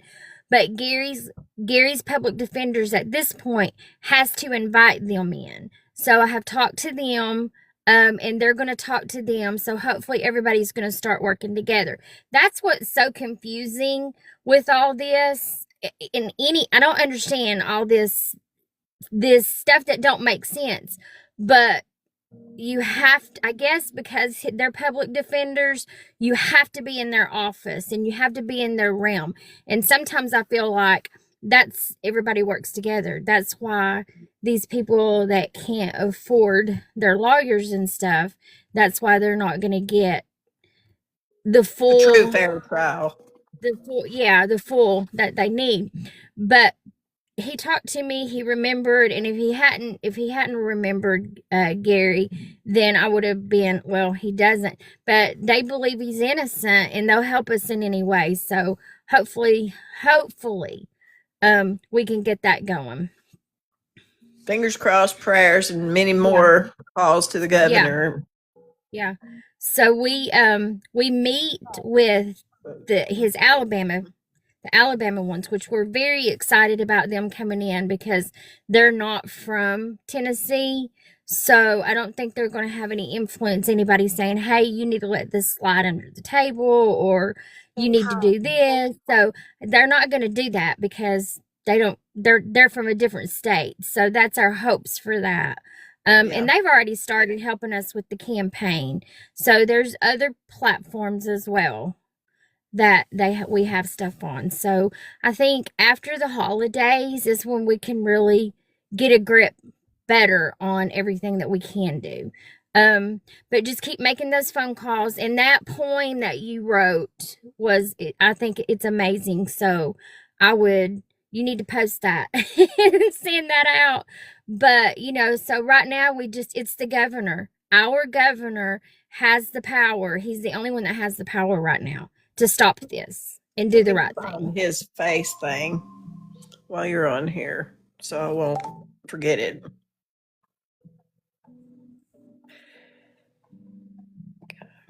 Okay. Thank and you, it has, Andrea, for calling. I just now popped over. I guess I didn't realize that I could see people talking on my page either.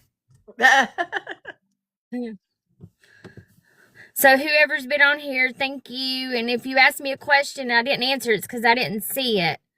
You're welcome. So yeah, if anybody has any questions, then I'll be glad to answer. But mostly, just like Heather said, it's not what was wrong in this case. It was what was right, because it started from the beginning. Like the detective, he started off with his not telling the truth with the judge that gave him that signed the warrant to go to the grand jury. And when the grand jury was a secret grand jury. So I don't know what the difference is in grand jury and secret grand jury. I assume that they did it without anybody knowing, because yeah. he went in front of a grand jury and there wasn't nobody there that was going to be able to defend Gary. So they did that, and he took those same 3 lies that he told the judge to the grand jury to get the arrest warrant. The ones he admitted were lies. Yeah, that he admitted was lies, because he said he had 3 eyewitnesses that can put them at the scene, and then they didn't, because they was not at the scene of anything. But you go back and talk to them, they just took their words. Like the man at the store, even when he got up on the stand, he said they had a document. He goes, if my name's on there, then somebody forged it, because I didn't sign that. So he's in his 80s now, I think. And Heather went and talked to him, and he goes, I saw nothing. He goes, I seen 2 men. I seen her talking to 2 men, but I never saw her get in a truck with 2 men. He goes, I seen none of that. And that's what they told to the jury, that he had saw them. So everybody, they're like, the law enforcement wanted to go that, well, they seen them on Alcoa Highway. They seen them here. They seen them there. They never identified them. So, and then we have those 2 men. For whatever reason, when they picked Tommy up, Tommy was with these 2 older men. Well, Tommy had already left once with the girl. And that's when he got put in jail. When they went and got him out of jail, she knew what time to come back by and get him. So she was waiting when he came out. So they never identified these girls. They never asked them who they were. They never identified these guys that he was with. They never did any of that investigation. And there was something about guys on a truck tailgate?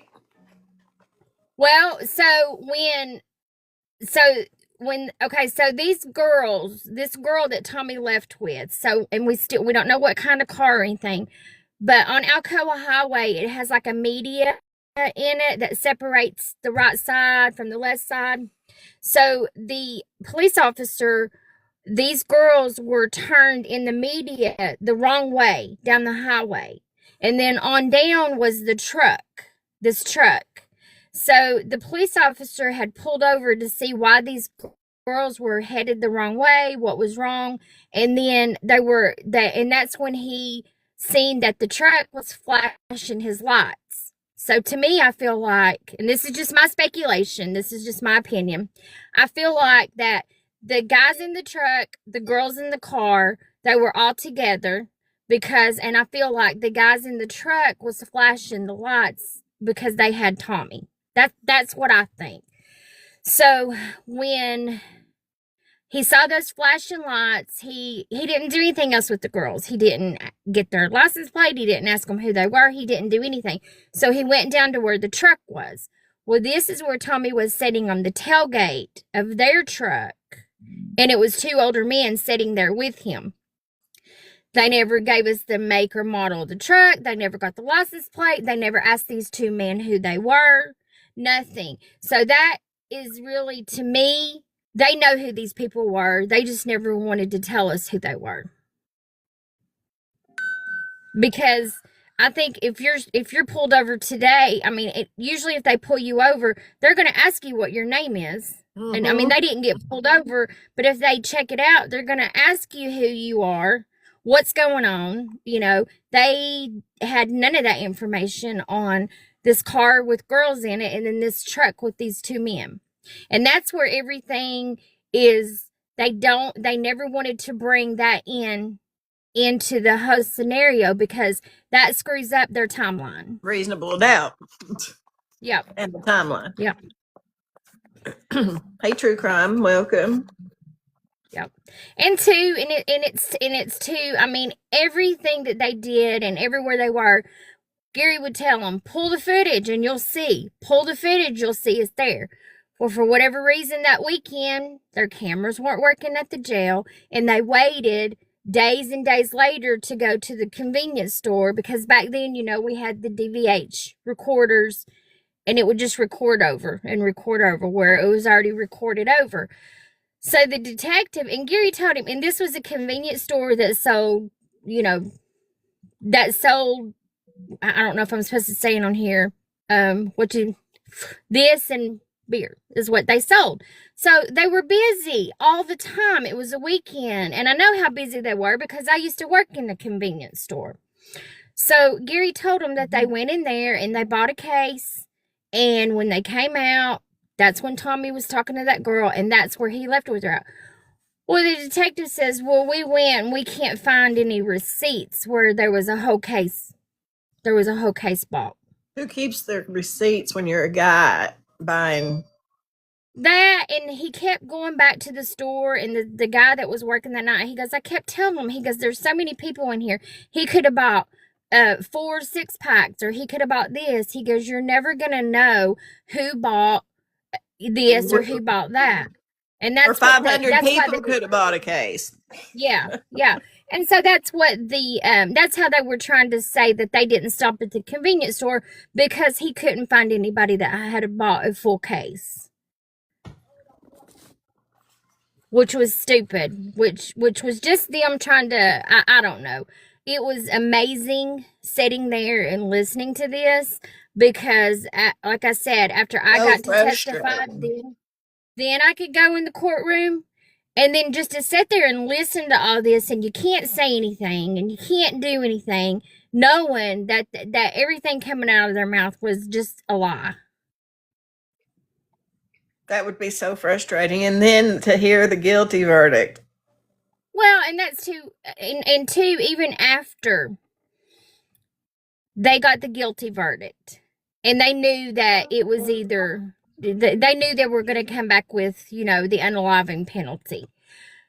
They went to them and then they said, if you will take the plea, you won't be put on the row, or you won't be put, you know, wanted them to plea. I think they might have told Gary, if you take the plea bargain, we'll drop it down to life.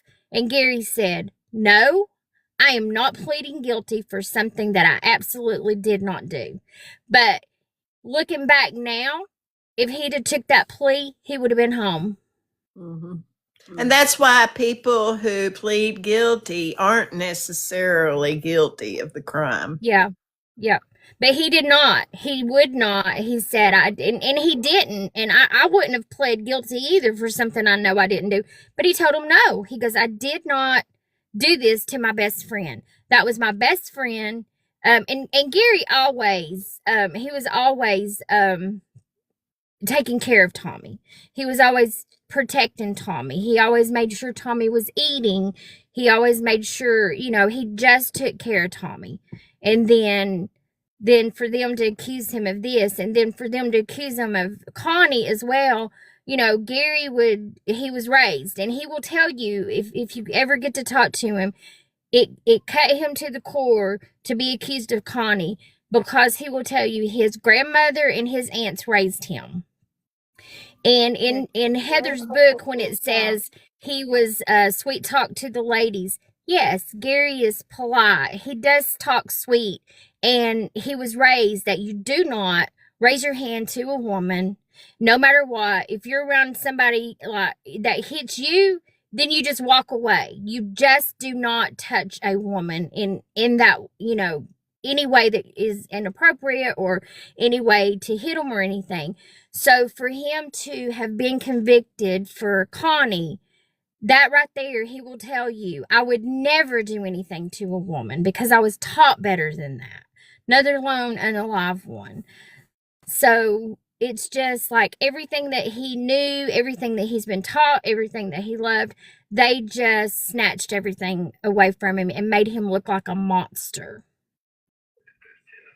And withheld evidence that could have exonerated him or Withheld proven that. evidence. Yeah. Thanks for the Withheld follow. evidence. For the phone. He had alibis.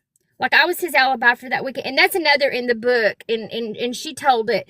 And at the time, this was Connie's daughter. I think she was, I want to say she was 15, maybe 14, not any older than 15. But when she came and beat on that door, me and Gary was sitting on the couch. Gary's pants was not wet. They did not have their jackets on. Me and him was sitting in the living room on the couch. James's wife, Linda, answered that door, and James was behind her going to the door. When she came to that door, beating on the door, wanting to know where Tommy was. Wanting to know. And they were like, well, he's over in Blount County with some girl. And then that's when she started screaming, well, his trailer's on fire. His trailer's right. She never asked us to go down there. And then it just came around that when we didn't go, but what people too is that James Griffin, which was Tommy's brother, and James Dillinger, they weren't getting along. So we didn't go to the fire because, for one, there was enough people there. There was fire departments in there and everything. And then they wanted to take that and use that against them, that they didn't even go down to the fire. What could they have done to begin with? And then when all this happened and they were having their funerals, we asked if we could go. And the DA and their lawyer and Gary's lawyer said, do not go to their funerals because it'll just cause trouble. But we get in court and they say, well, they were good friends with this guy and stuff, but not a one of them went to the funeral. And I was like, just kind of like dumbfounded, like we asked to go and we were told not to go, and they used it. So they take and use anything and everything. Sending the Santa Coco gift. Thanks, Ellen. Merry Christmas Eve. Yeah, Merry Christmas Eve, everybody. I hate Gary's having to go through another one like this alone. Yeah. Well, I'll get to see him tomorrow. I'm gonna see him I get to see him for 3 hours tomorrow. It's better than nothing. Yeah. Yeah. It's Christmas Day. So, he won't be alone Christmas Day, and you'll get to see him. Yeah, so we'll get to do that. And then his daughter's going to see him Saturday. So he'll get to see, he hasn't seen her in a bit. Oh, So, good. and then I'll get to see him again let's see, I'm seeing him, she said, then I'll get to see him again Sunday. So he's getting some visits pretty close right now. That's So, but yeah. How are you But I doing? mean, doing good. this whole case, and like even back when we would say it amazes me, and I love it because I've got so many people that does believe in Gary, and we can show them what we're talking about. But back in the day when we were like, he's innocent, he didn't do this, people would just look at us and go, yeah, right. And you didn't We didn't have have social media, and you didn't have cell phones, and Right, we didn't have all that. So Didn't somebody send asked me, one of my friends asked me yesterday, and it kind of, she caught me off guard, and it kind of put Coach us where she goes, how are you going to feel? What are you going to do when he comes home? How is that going to make you feel? And just the way she asked me and said it, I was just like, I don't know. I said, ecstatic. I said, it's going to be different. I said, he's going to have a culture shock, a big culture shock. But I don't know. The way she asked me that yesterday and the way she made me have to just off guard think, it just put cold chills through me. I was like, and she goes, "You know he's coming home." I said, "I do know he's coming home. I do."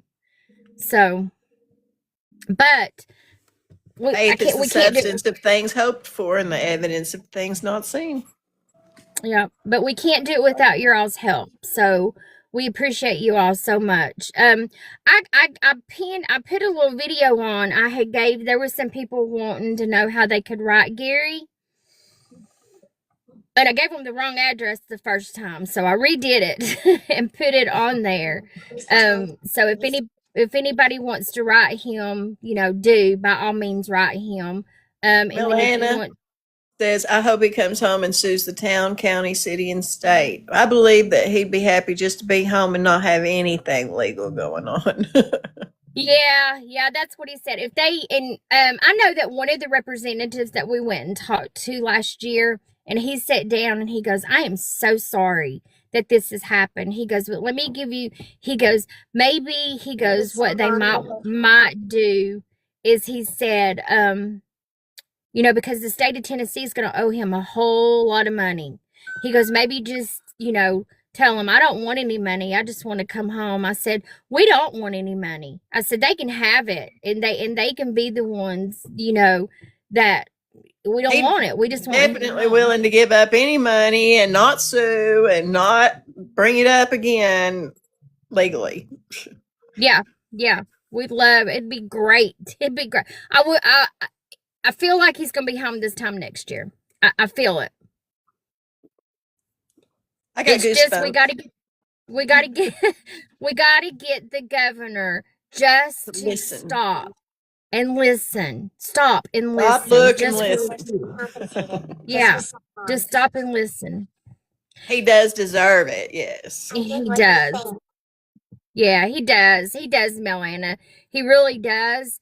But it's just so hard. I've watched where there has been other people that was wrongfully convicted and in there for years and years, and it's 10 years later, and they're still fighting for that compensation. And so they're stuck beating their heads against the legal system wall again, over and over and over, just to get that. And it shouldn't. Yeah, and it shouldn't be this Can't hard. get your 35 years back either. Yeah, it shouldn't be this hard to get someone that needs to listen. It just shouldn't be that hard. Let me show you. I went to find Governor Lee's page on the face thing. We only get so much time, and they guess what his post was a while ago. Did you see it? Melana, they sure did. Do what? Governor Billy's post 3 hours ago. We all need a pardon, and only one can truly give it to anyone who asks him. As we celebrate Christ's birth this season, Maria Lee and I pray his peace over you and your loved ones. Everyone needs a pardon. We all need a pardon, he says. Mm-hmm. Well, I put a little comment on there about Gary. That might be where I put that poem.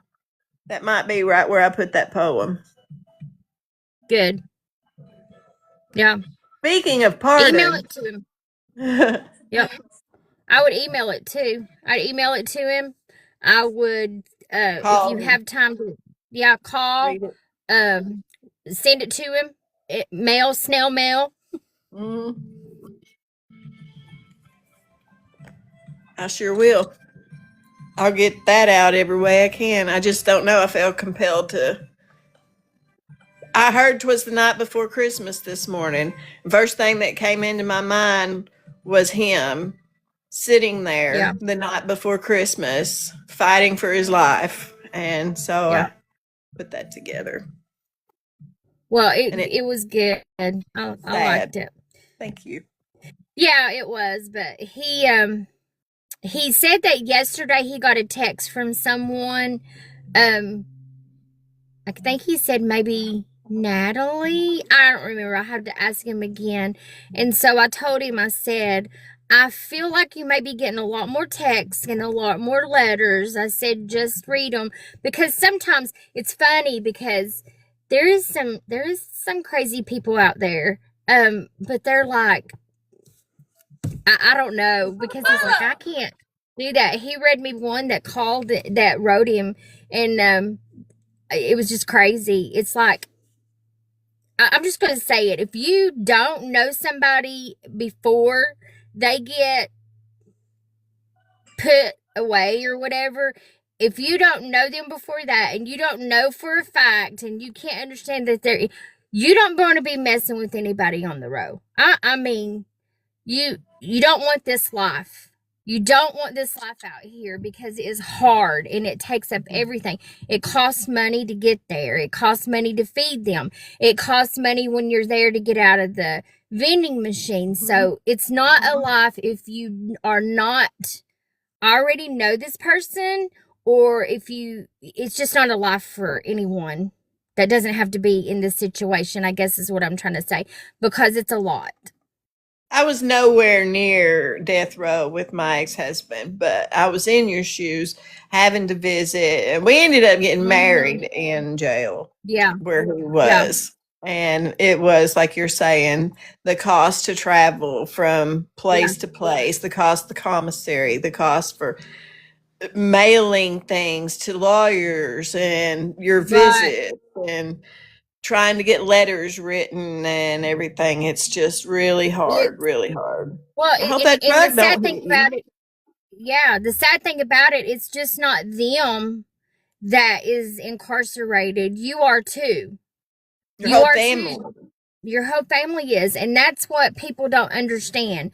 There is more, like with Gary's case, I try to say, there is victims on both sides. It's not just one-sided. It's both sides is victims. And sometimes people are like, oh, you're going to see somebody on the row. I'm like, well, I'm going to try to get him out, because there is people in there that are innocent. There is people in there that get sentences way more than what they should have gotten, or they shouldn't have gotten at all. And back that day and age, it wasn't anywhere fair. Like, you couldn't prove things like you can prove today. Yeah. I'm so glad I grew up before cell phones. Yeah, me too. But you can prove anything now. I see him tomorrow. But yeah, because sometimes and it's like, and I feel bad sometimes when I say it. So I was with Gary before and when this happened, and I was with him up until he did get his life, or he did get put on the row. Sadly to say that when that happened, I went my own way. Because I was just like, he's gonna get out, he's gonna come home, and then he'll come and find me. First of all, I was young, I had 2 kids, I didn't have the money to keep doing it, and he would get so moody that sometimes I would go and I didn't even know if he's gonna come out and visit. And so I'm like, what am I doing? I can't keep doing all this. So we parted ways, and then I've been back for 5 years.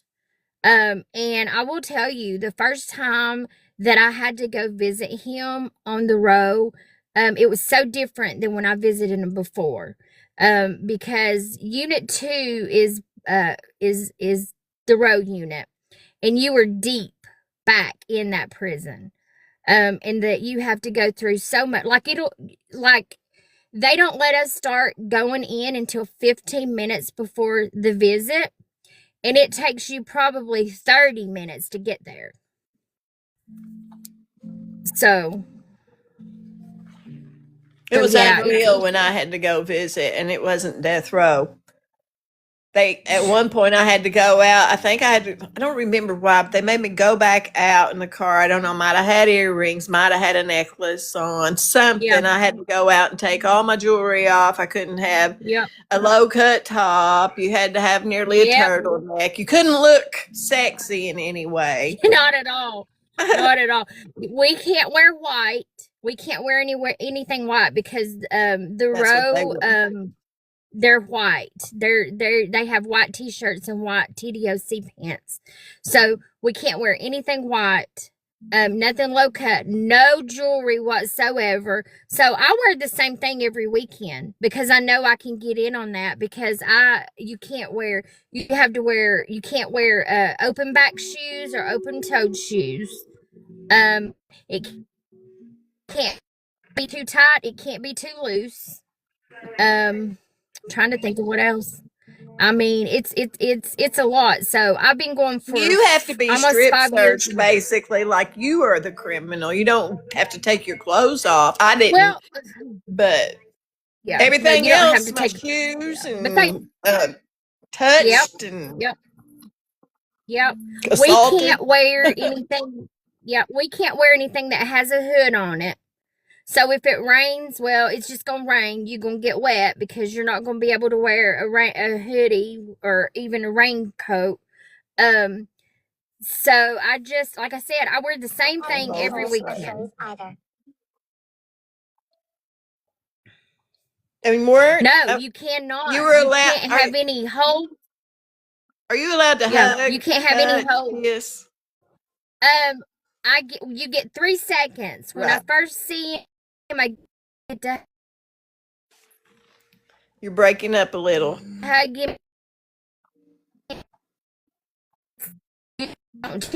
He's frozen for me. How about you guys? And then you get a hug and kiss as soon as you're leaving, and it better not be over 3 seconds. Right. I froze. You're glitching. Oh, where am I at? I don't know why I'm glitching. It's where I'm at probably. But yeah, you can't have. You know how you like have holy jeans? The jeans, you can't wear those. You can't have anything that's frailing. You can't have anything that looks like what is it? Lace. No lace. Hey, Rose. It's really bad. It's really bad. And but I'd do say make so you many feel like people smuggle in stuff. They do, and I don't know how they do it. I really don't, because we go through the one you walk through, the metal detector, and then we have one that we get up on, and it goes across, it scans you. So I don't know how in the world I don't know how that they ever get anything in, and I would be too scared. Brandy wants to know, was there any DNA evidence at all anywhere? Okay, and this is what Gary keeps asking them now. They had beer cans, and they had some of the shells, and that's what wouldn't Gary the back of the shells have a thumbprint? Yeah, well, that's what Gary keeps telling them. Won't do the ballistics on those. Well, they won't do that for him. He's asked that for 20-something years, but they had beer cans. And they said that there were Latin prints on it, but none of them was his or his uncle. But never would tell if they even knew who they were. So there is DNA, but there's not any DNA on them. And for years, with the new technology and stuff, Gary's asked them, run the DNA again. Well, now they're telling him that they can't find any of that stuff. That they've probably just thrown everything away, which that doesn't make sense to me because he's still here. So they still should have all his evidence. Mm-hmm. Missing evidence should be another thing that would help in these modern day trying to get him. There's ballistics or evidence or DNA on them. Yep. So it's just like Gary has asked them to do so many things for so many years, and they have never done anything that he's asked them to do. They've never done anything that he's asked that could help them, say, okay, look, they just haven't done it. So now that he's asking to do it, they're saying, well, we put in the request for this. We've tried to do this, but nobody can come up with anything. And his only and last hope is Governor Bill Lee. Yep. Nobody anywhere else, unless this Innocence Project and his new attorneys can get Governor Lee. That's correct. And on So her page, Gary Wayne Sutton page, will have the phone number and the address and anything you need to be able to contact Governor Lee and Hello, just Gary. popping in to say Merry Hey, Christmas Moonwolf. and have a great Merry day. Christmas Eve. You have a good day too. Thanks for coming. there's the number to the Capitol. 615-741-2001, and you can call anytime because they answer. Since we've been calling, evidence. no, There's no ballistics, evidence against Gary. No evidence No. against Gary. So, if you want to call anytime, and I feel like since we all been calling, because it keeps saying high call volume, I haven't heard that in the past when I've tried to call and talk to them. So y'all just keep up the good work. Christmas to everyone. Thank you, Moonwolf. Everyone have a Merry Christmas from Moonwolf. You too, sweetie. Yeah, Merry Christmas. Merry Christmas.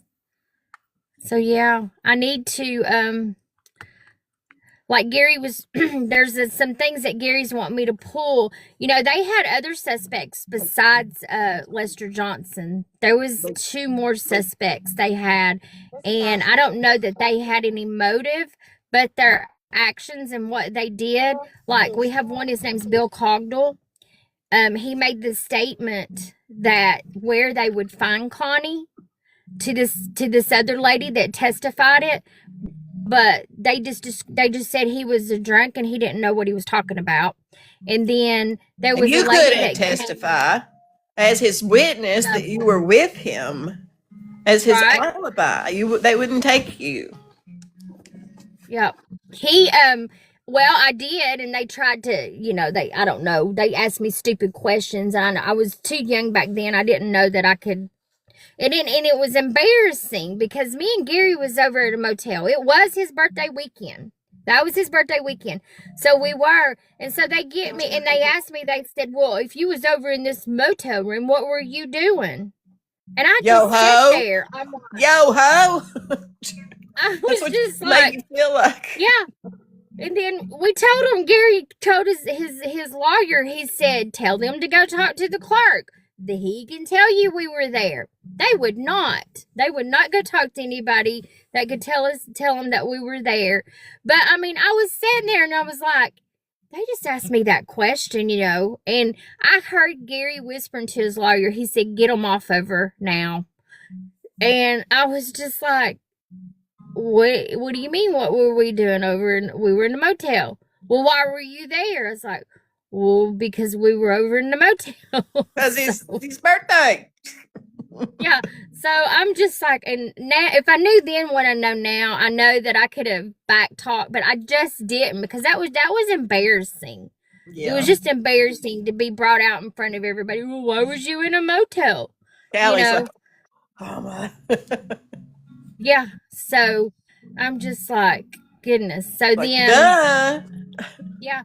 But then he had other alibis for the whole weekend, but because they were family and friends, they just didn't care. I mean, he had alibi after alibi. But my thing is, well, he was with me. He was a family guy. He had friends. How can you not listen to family and friends when that's who you're around all the time? Yeah, family and friend. Well, Tommy was his friend. They wanted to make things up about that, but they wouldn't listen to his family and friends as an alibi. Right. Well, now I know when it first came out how Tommy's trailer caught on fire. They plainly said it was the wiring. It was the wiring that caught on fire. But then, of course, after they had to do their little conniving and stuff, then they said, oh, it was set. We believe it was an accelerator, but never could tell us what accelerator it was. And then, the guy said, well, we seen a truck pull off from there, but we couldn't identify anybody. So nobody ever identified anywhere. Yeah. And what was identified of the witness who saw him taking something out of the trunk and putting it under the trailer was through trees in the dark with a light on in the house looking out the window. Yeah, let me tell you who that witness was, though. That was Connie's daughter, who was like, I think she was 14. This was in a holler. And see, Lady G, I don't know if y'all know who she is, but she looked into this for us, and she had someone telling her, hey, you need to go to this file and you need to dig a little deeper because they've covered it up. So this is a holler. And when you're in a holler and it's dark at night, there's no street lights, there's nothing, there's trees. You can't see. The sky's the only light you've got. Yes, it is. And that's not, much. Well, she was 150 yards. I think it was 150 yards from where she said she was at. There was trees, so you're going to not see. It's a football field and a half. Yeah. A football field and a half. Right. And you have to remember, this was a family member of the victims. So she said she saw all this, but yet when they asked her, when they didn't do it, but just for a short minute, the lights were on in the house. Now, if she had said, no, I turned the lights on so I could see better, then that might have been a little bit more believable. But if you have lights on in the house and you just look out your window in the dark that far through trees, you're not going to see that, and you're going to see the reflection come back on your face. It's just not scientifically possible. So if this case had came up today and you had all this stuff, this would have never went to court in today's society. And because we had media and everything, it would have never went to court. Hey, Jenny. Any questions? Any more questions?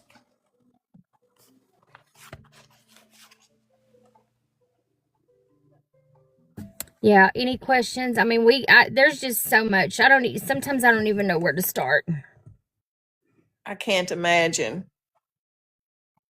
Thank you. Is that who's that beside him right here?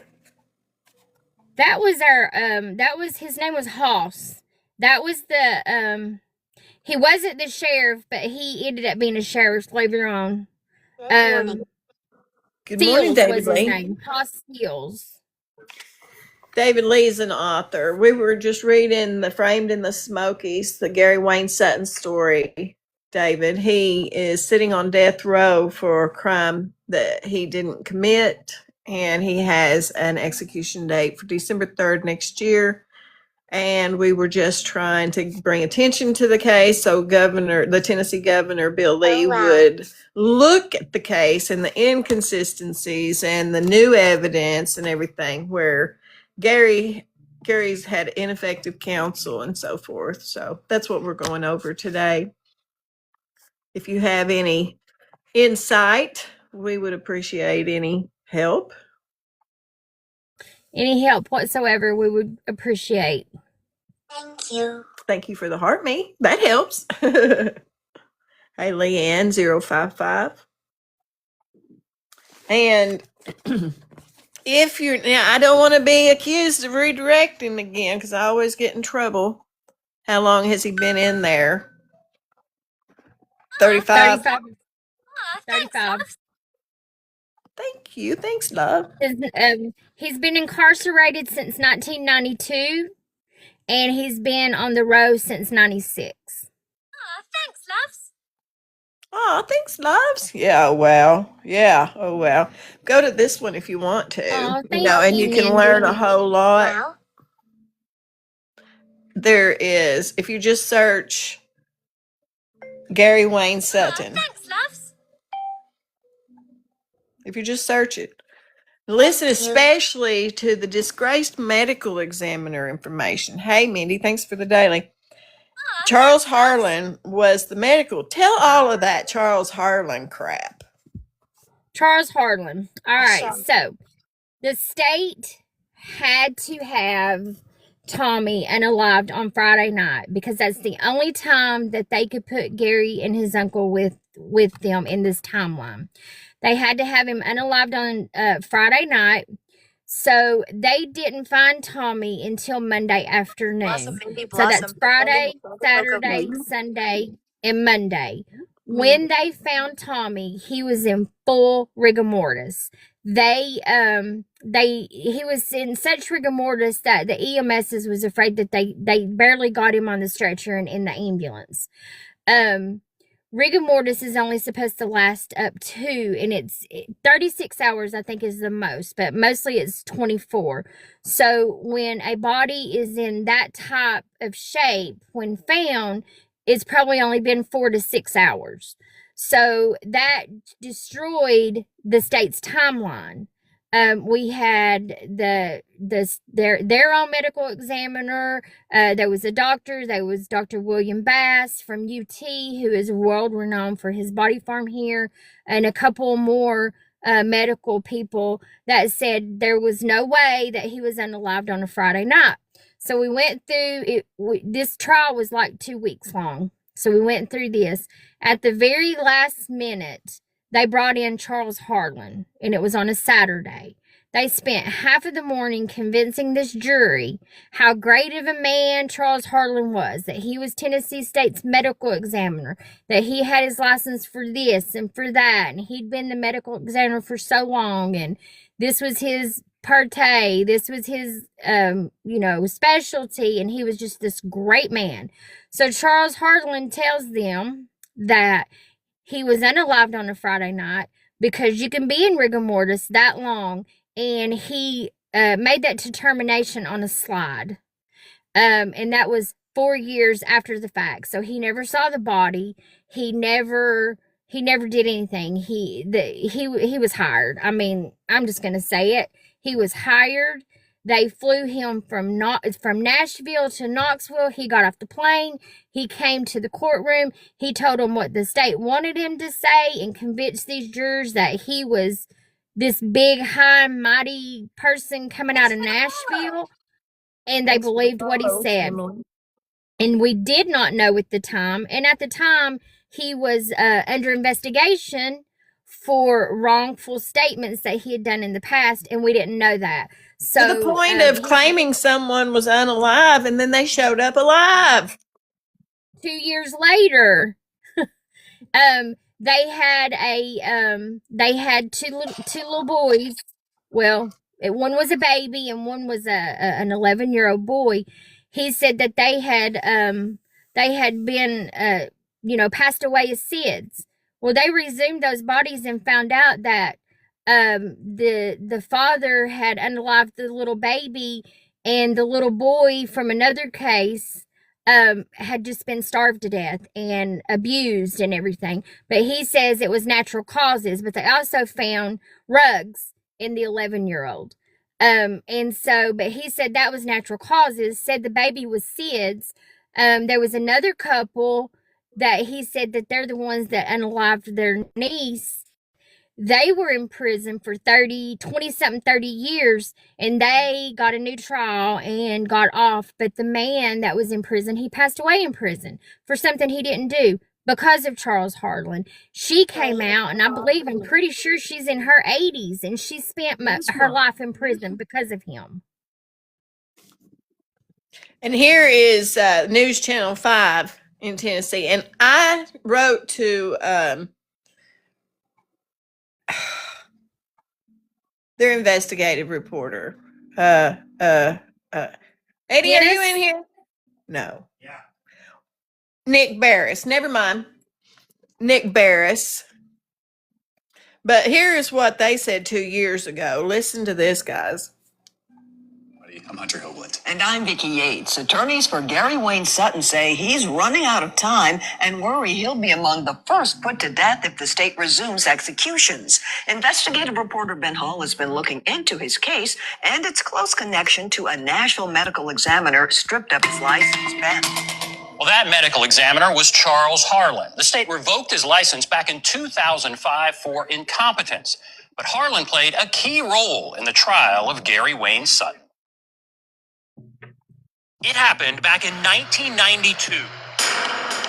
24-year-old Tommy Griffin's body was found along the banks of the Little River in Blount County, and his sister was found days later, burned beyond recognition in her car. It did not take long for police to arrest Gary Wayne Sutton and his older uncle. His As eyelashes. soon as we were backing out, they surrounded us. Longtime friend Carolyn Miller was with Sutton when he was arrested and is certain he is innocent. How can you be so sure he did not do it? Because I was with him that weekend. The judicial system makes mistakes sometimes, and this is one of those mistakes. Sutton's attorney is fighting to get Sutton off death row. It points back to his 1996 murder trial at the old Blount County Courthouse. The prosecution's case depended on a timeline. Tommy Griffin's body was discovered on a Monday morning. The prosecutor said he was murdered 3 days earlier, on Friday night, right after Sutton and his older uncle bailed Griffin out of jail. The timeline required Mr. Griffin to have been dead 64 hours. But when Griffin's body was discovered, first responders said the gunshot wound seemed fresh and the body was in full rigor mortis. When first responders responded, 64 hours the body later. was in rigor, and that's something that usually dissipates within a day. A former county medical examiner testified at trial Griffin was likely dead only 24 to 36 hours, which destroyed the prosecution's theory of what happened. There was a time that when we came out of the courtroom, we thought he was coming home until Charles Harlan got up on the stand. Miller was at Sutton's trial and said the whole trial turned when prosecutors called a surprise witness, Dr. Charles Harlan. They had to have a timeline when Tommy got killed, and Harlan gave them that timeline. Harlan assured jurors Griffin was shot on Friday night.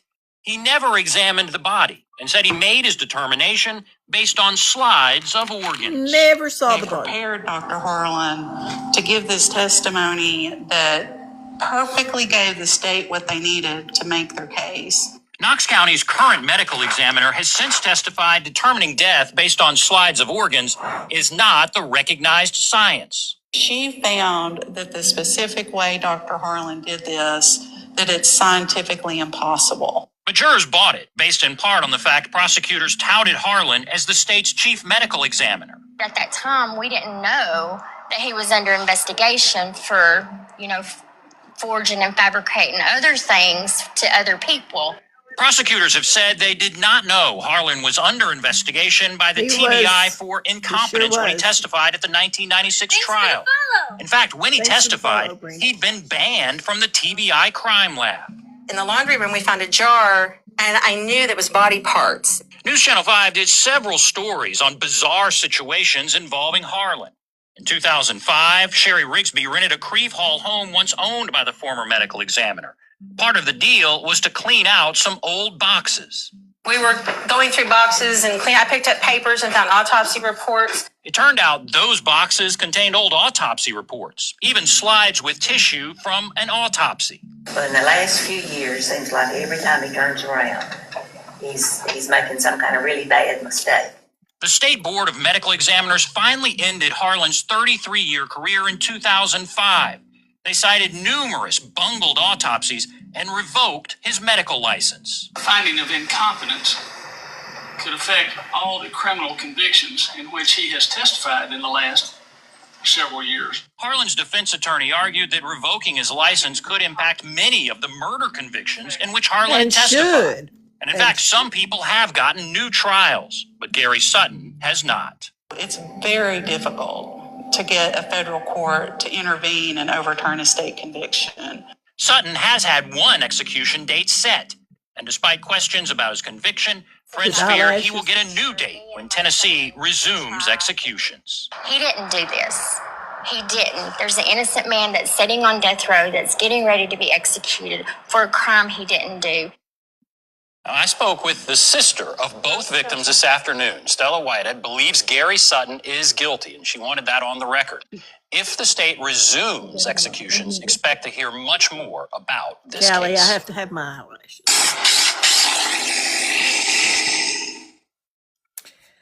Well, there's that. And I was going to have you tell them, what was it? Tell them the whole jury deal. About the judge? How you got your jury from beginning to... All right, so Gary's lawyers first had tried to get off of his case because he said they told him, we've never tried this type of case before, and we don't know how to represent him correctly, pretty much. Well, the judge told him, no, you're going to stay on the case. And of course they said, well, we don't even know how to pick a jury. And they said, well, we'll give you a jury picker. So they did, and she helped. She was awesome.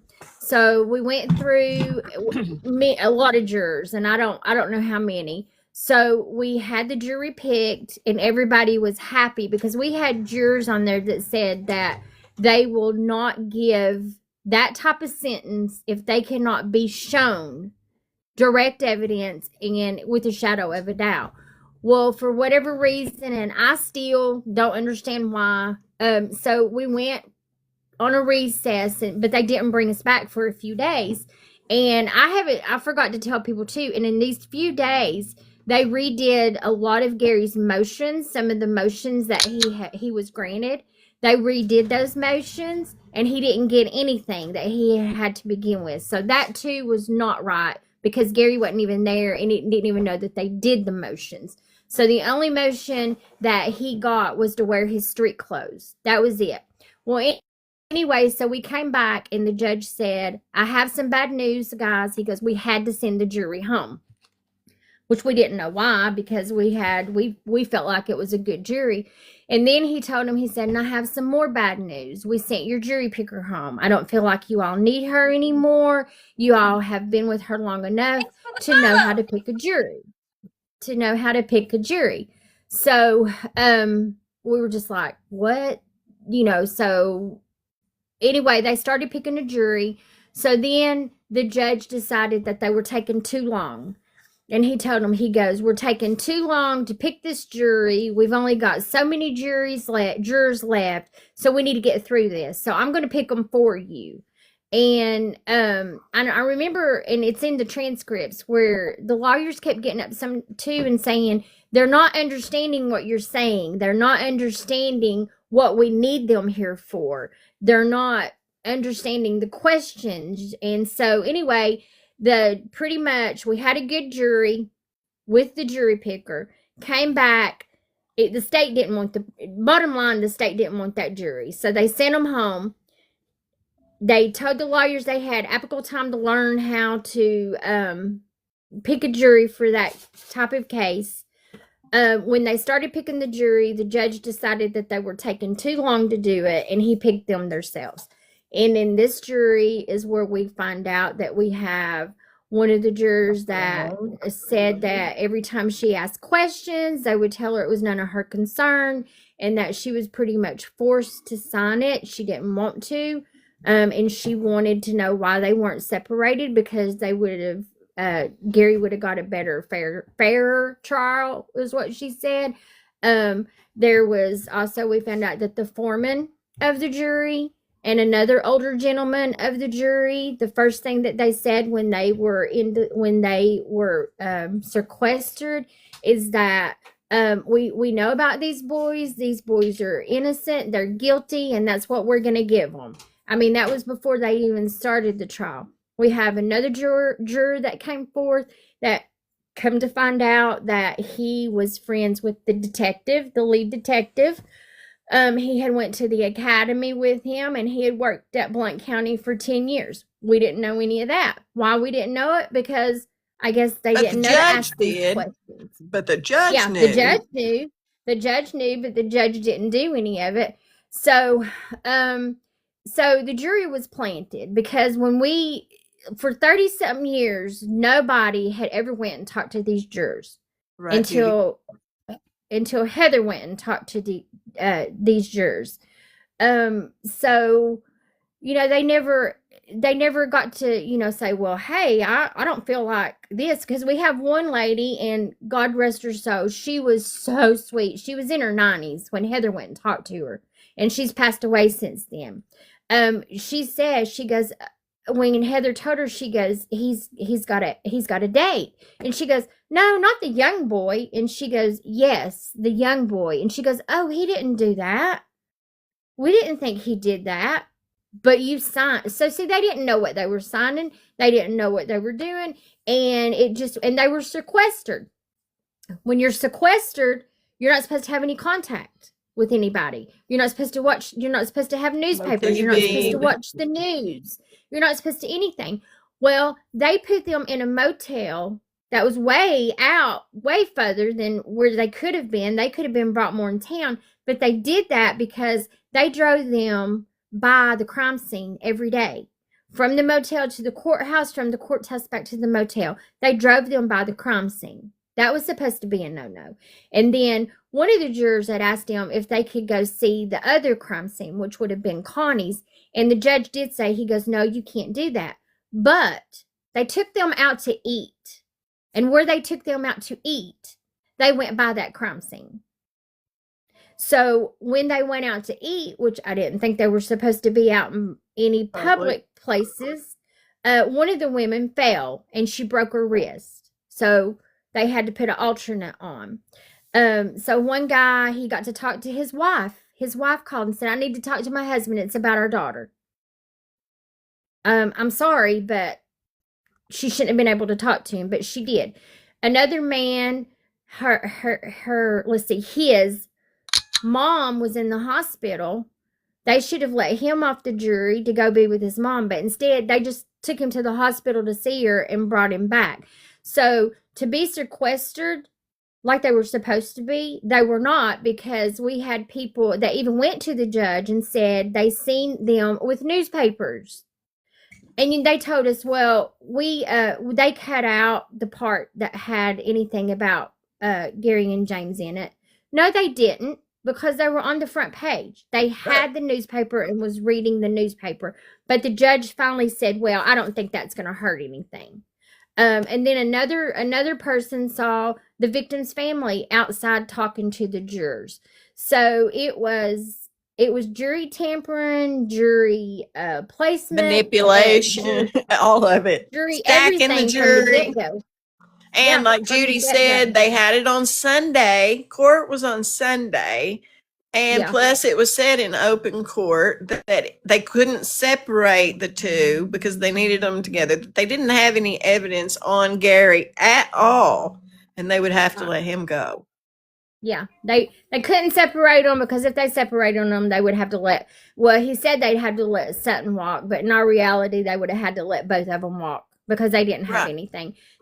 The only thing that they had that was discriminating against James, and it was hearsay if you think about it now, and it didn't have anything to do with Gary. Gary wasn't even around. So James and Tommy's brother James, they had a little feud going on, but they were friends, so it was like they were friends, they had a feud, they were friends, they had a feud, one of those. Well, they had came. I've been told who the three men are. So I'm not going to say anything because I don't know if I could get in trouble for it. But they had came to James's house.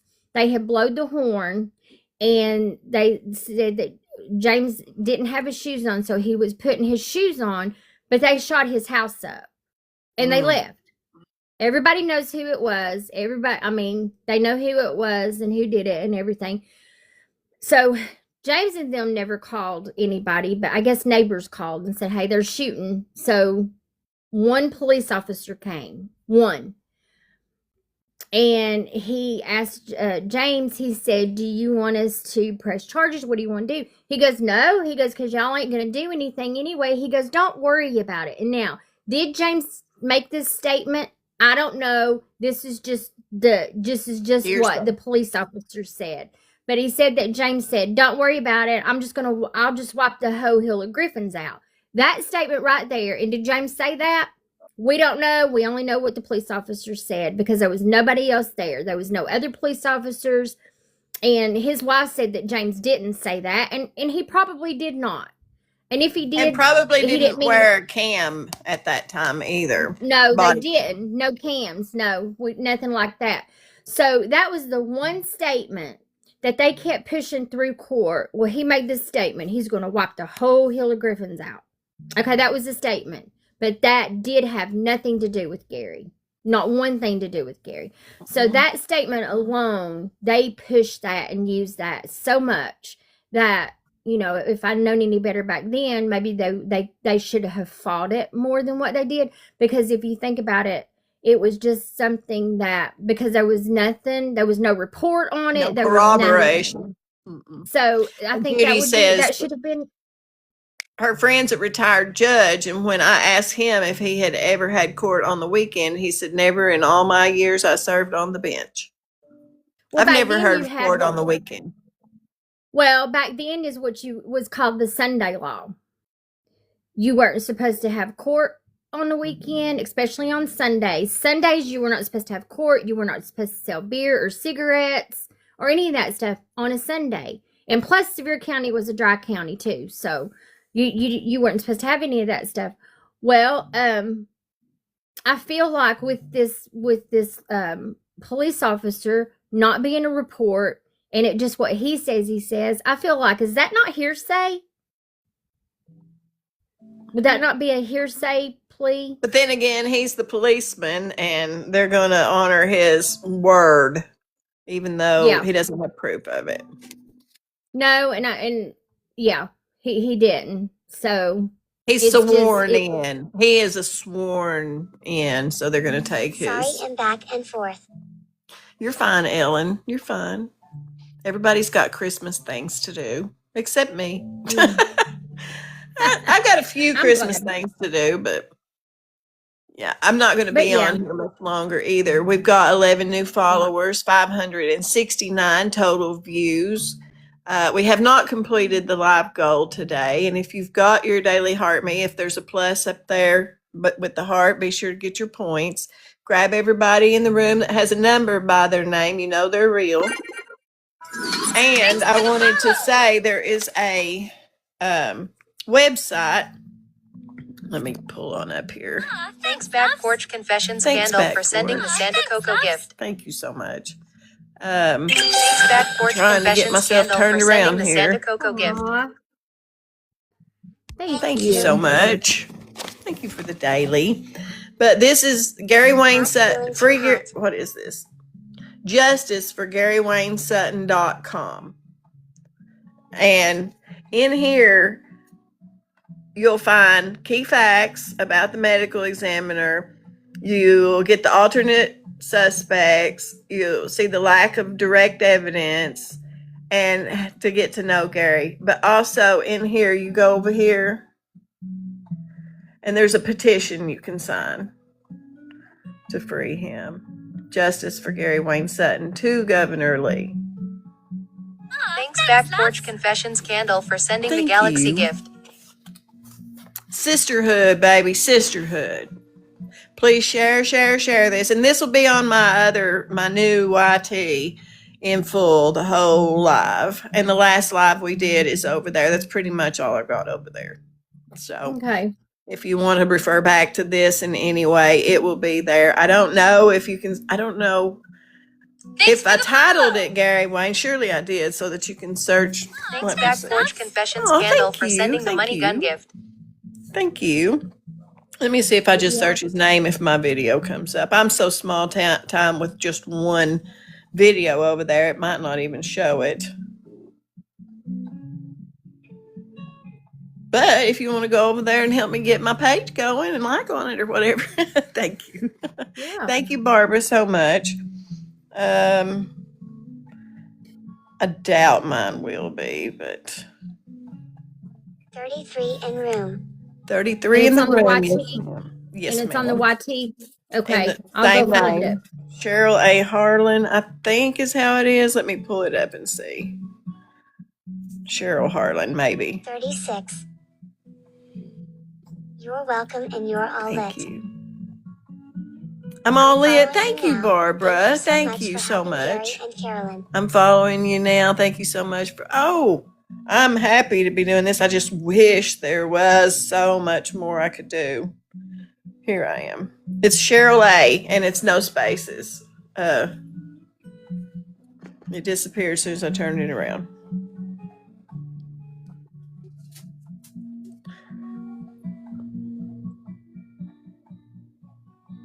Okay, I'll go find Caroline, it. I'll probably get it's just the same name I have here. I'll probably get a for doing that. I did yesterday. But I've also got the former medical examiner for sending the story and Santa all of Coco that gift. shared over there too. My Okay. videos. There it is. This one. Reading framed in the foothills, Gary Wayne Sutton. I've had 4 views. All right, I'll get over there. Get everybody. I'll get it shared. Eat body parts And this from one will be there autopsies. too. The coroner had like, yeah, lady made body parts from an autopsy. That's right. We forgot to tell that about. Yeah, tell them. Let's get you back About up Charles there. Harlan. He Yeah. would take his dog. He would take his dog with him, and he would consume the spleen, the liver. So I guess that's The good old organ that's how he meat. fed his dog. Yeah, I guess that's how he fed his dog. I don't know, but he did it more than once. Carolyn, send me her link. Oh, when I you will, go Judy. over there, send it to Judy.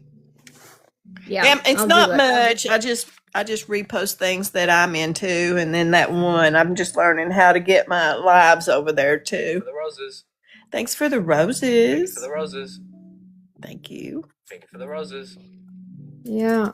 So I want to do your the tappers. So when we get done, put it on your. Yeah, I want to get me one of those. Okay. It's in my showcase. Let me make sure that you can get to it even if we're offline. I'm pretty sure all you have to do is go. Let me get big again. Right there.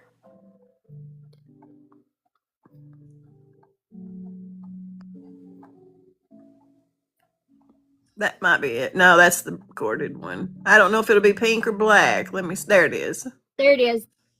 Okay. $7.81. Should be free shipping. Let me double check. I always try to get free shipping. You can get a refundable sample. No, it's got $6.99. On my page, underneath my name and bio, right here. Okay. Showcase. Okay. I love you too. No. Thank you, guys. Thank you. Anybody else have any questions? What else? I feel like I'm missing some of the story.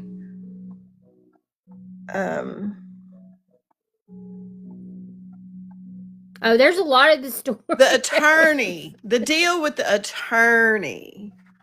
Tell about the deal with the attorney, the public defender. Oh. From the beginning.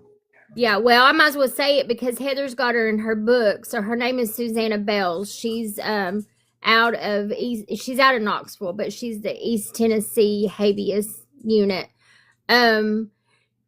She didn't speak to Gary for 12 years. And the reason that happened is after Gary got put on the road, then it got sent to her.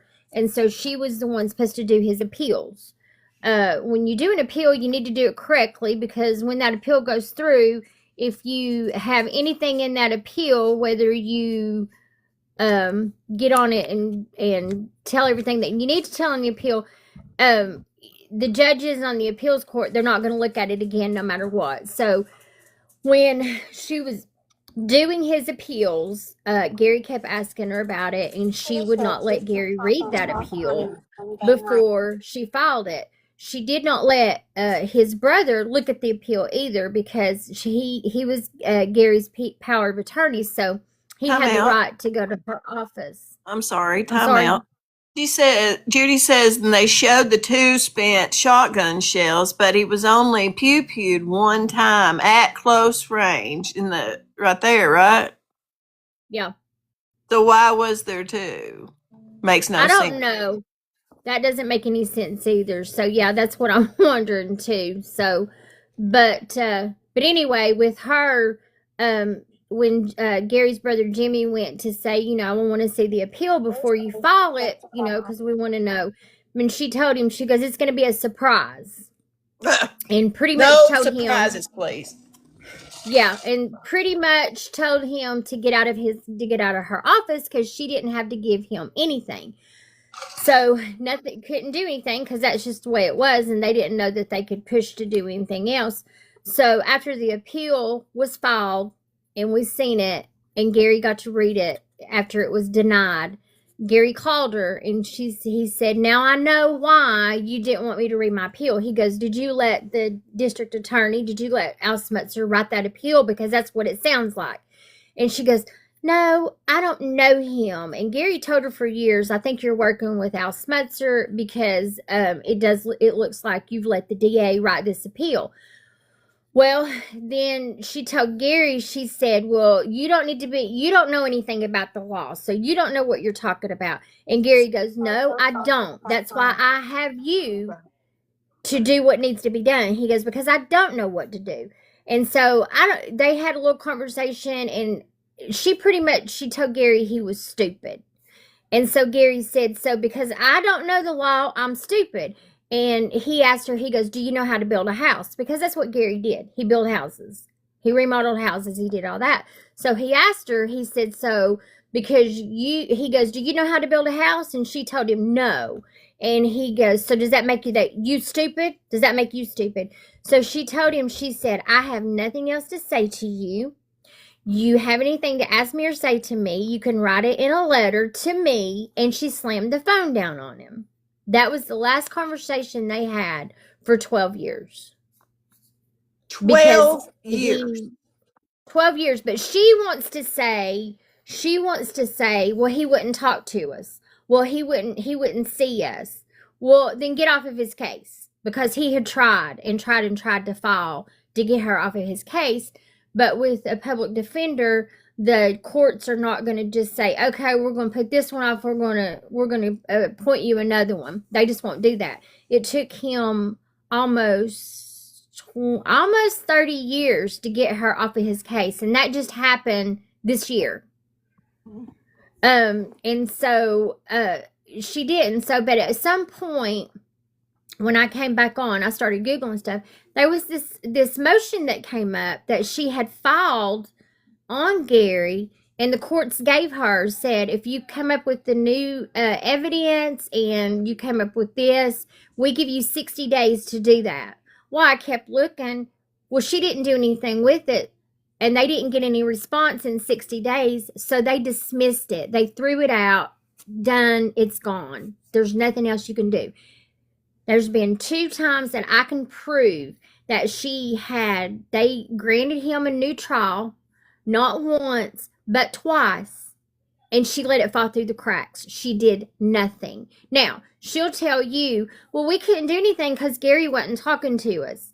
Well, then why did you file it? He wasn't talking to you. Why did you file it? Because of her filing that was it.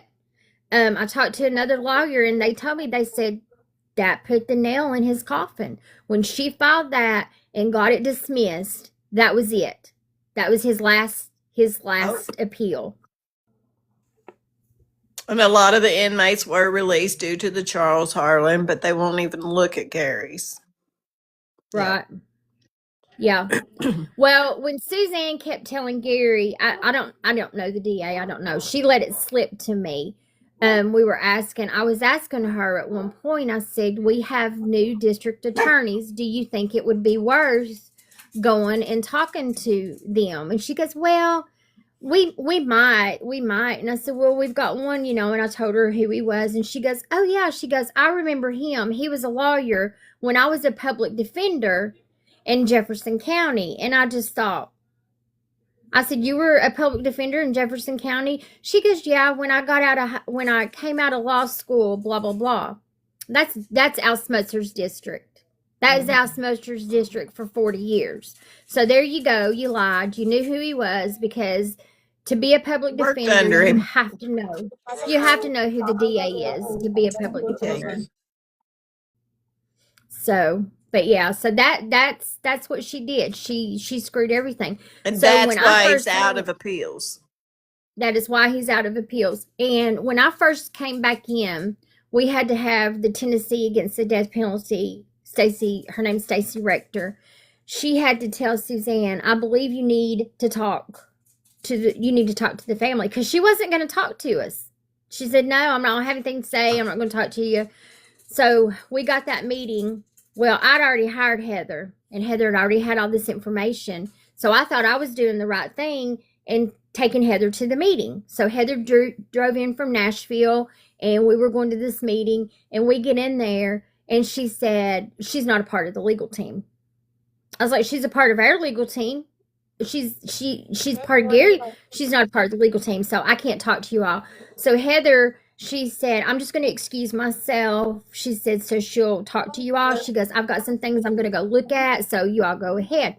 But she told Heather, she goes, you can give me everything that you found if you want to. And I said, no, she works for me. She's not a part of your legal team, so she's not giving you anything. Right. So she wanted everything that Heather had, but she didn't want to work with Heather. Well, Heather went to see Gary. She only got to see Gary one time, because after they found out that Heather had went to see Gary, Suzanne blocked her from going in and seeing Gary anymore. So why Because would she's his not- own attorney block his investigator? So that makes me go, huh? Well, because she's not a part of the legal team. Yeah. But So yeah, I was mad about that. So I think too, when Suzanne saw that when we came in that we weren't going to stop, and I told her, I jumped up and I told her, I said, if this was your brother, your father, your son, any member of your family, I said, this would not be happening. You'd be doing what needs to be done, but you're not doing it. And I said, if you think we're going to be quiet, we're not going to be quiet. I said, we're going to the news stations. We're going to get his story out. So she calls not long after that. She goes, we have a interview, and that's the one that you saw that she's in. I think she did finally do a little part of what she should have done, that they got it wrong. But she narrated that too. Like I had when I was doing my interview there, I had one of the public defenders sitting right beside me, making sure that I didn't go any more in depth than what I was doing. And when Ben Hall would ask me other questions, she would say, she can't answer that. But he was asking me questions that I most certainly could have answered, but I couldn't because she was sitting there. But it was still a good interview. He still did great about Charles Harlan and everything. But that was the first one we had. So we did that one in a year past. Nothing else. Me and Gary's niece had started that website that you showed, and then Suzanne goes, well, let us take over the website, and we're going to hire a PR firm, and they can work on the website. They have done nothing on that website. What they did is they went in and they took out what we had put in that was pertinent to this. So the website, as soon as someone else gets back on it and starts working on it, it's generic. It's not one that I would keep going to and looking at. But when we did it, we had Charles Harlan and stuff on there. We had this on there. We had it's not even full. No. So when she got it long enough to take down and take out what we had on there. So she knew we wasn't going to stop, but she manipulated us there for just a little bit until we figured out what she was doing. And then I was like, I'm not stopping. We're going full force. So we've had press conferences, and we've had, what we're doing. She had no involvement in, and would really probably wish we would sit down and be quiet. And there's the Mike Weatherford on the Y and the T. That Death Row Doubts is an innocent man facing execution. Gary Wayne Sutton, Evidence and Doubts. Yep. And then we'll be, okay, so I need to let everybody know too, January the 20th is another day that we want to hit the calls and emails and whatever really hard on January the 20th. We're also having a press conference at 10 o'clock East Central Time. 10 o'clock Central Time. We're going to have a press conference there in Nashville. I think we've got quite a bit of people coming too. So anybody that wants to come, please come stand with us. We're going to have someone there that's going to live stream it. So if you can't join us, then, help us, get on and share. We're also going to be going and talking to representatives that day. And then that night it's 7 o'clock Central, 7 o'clock Central, Mama T be there.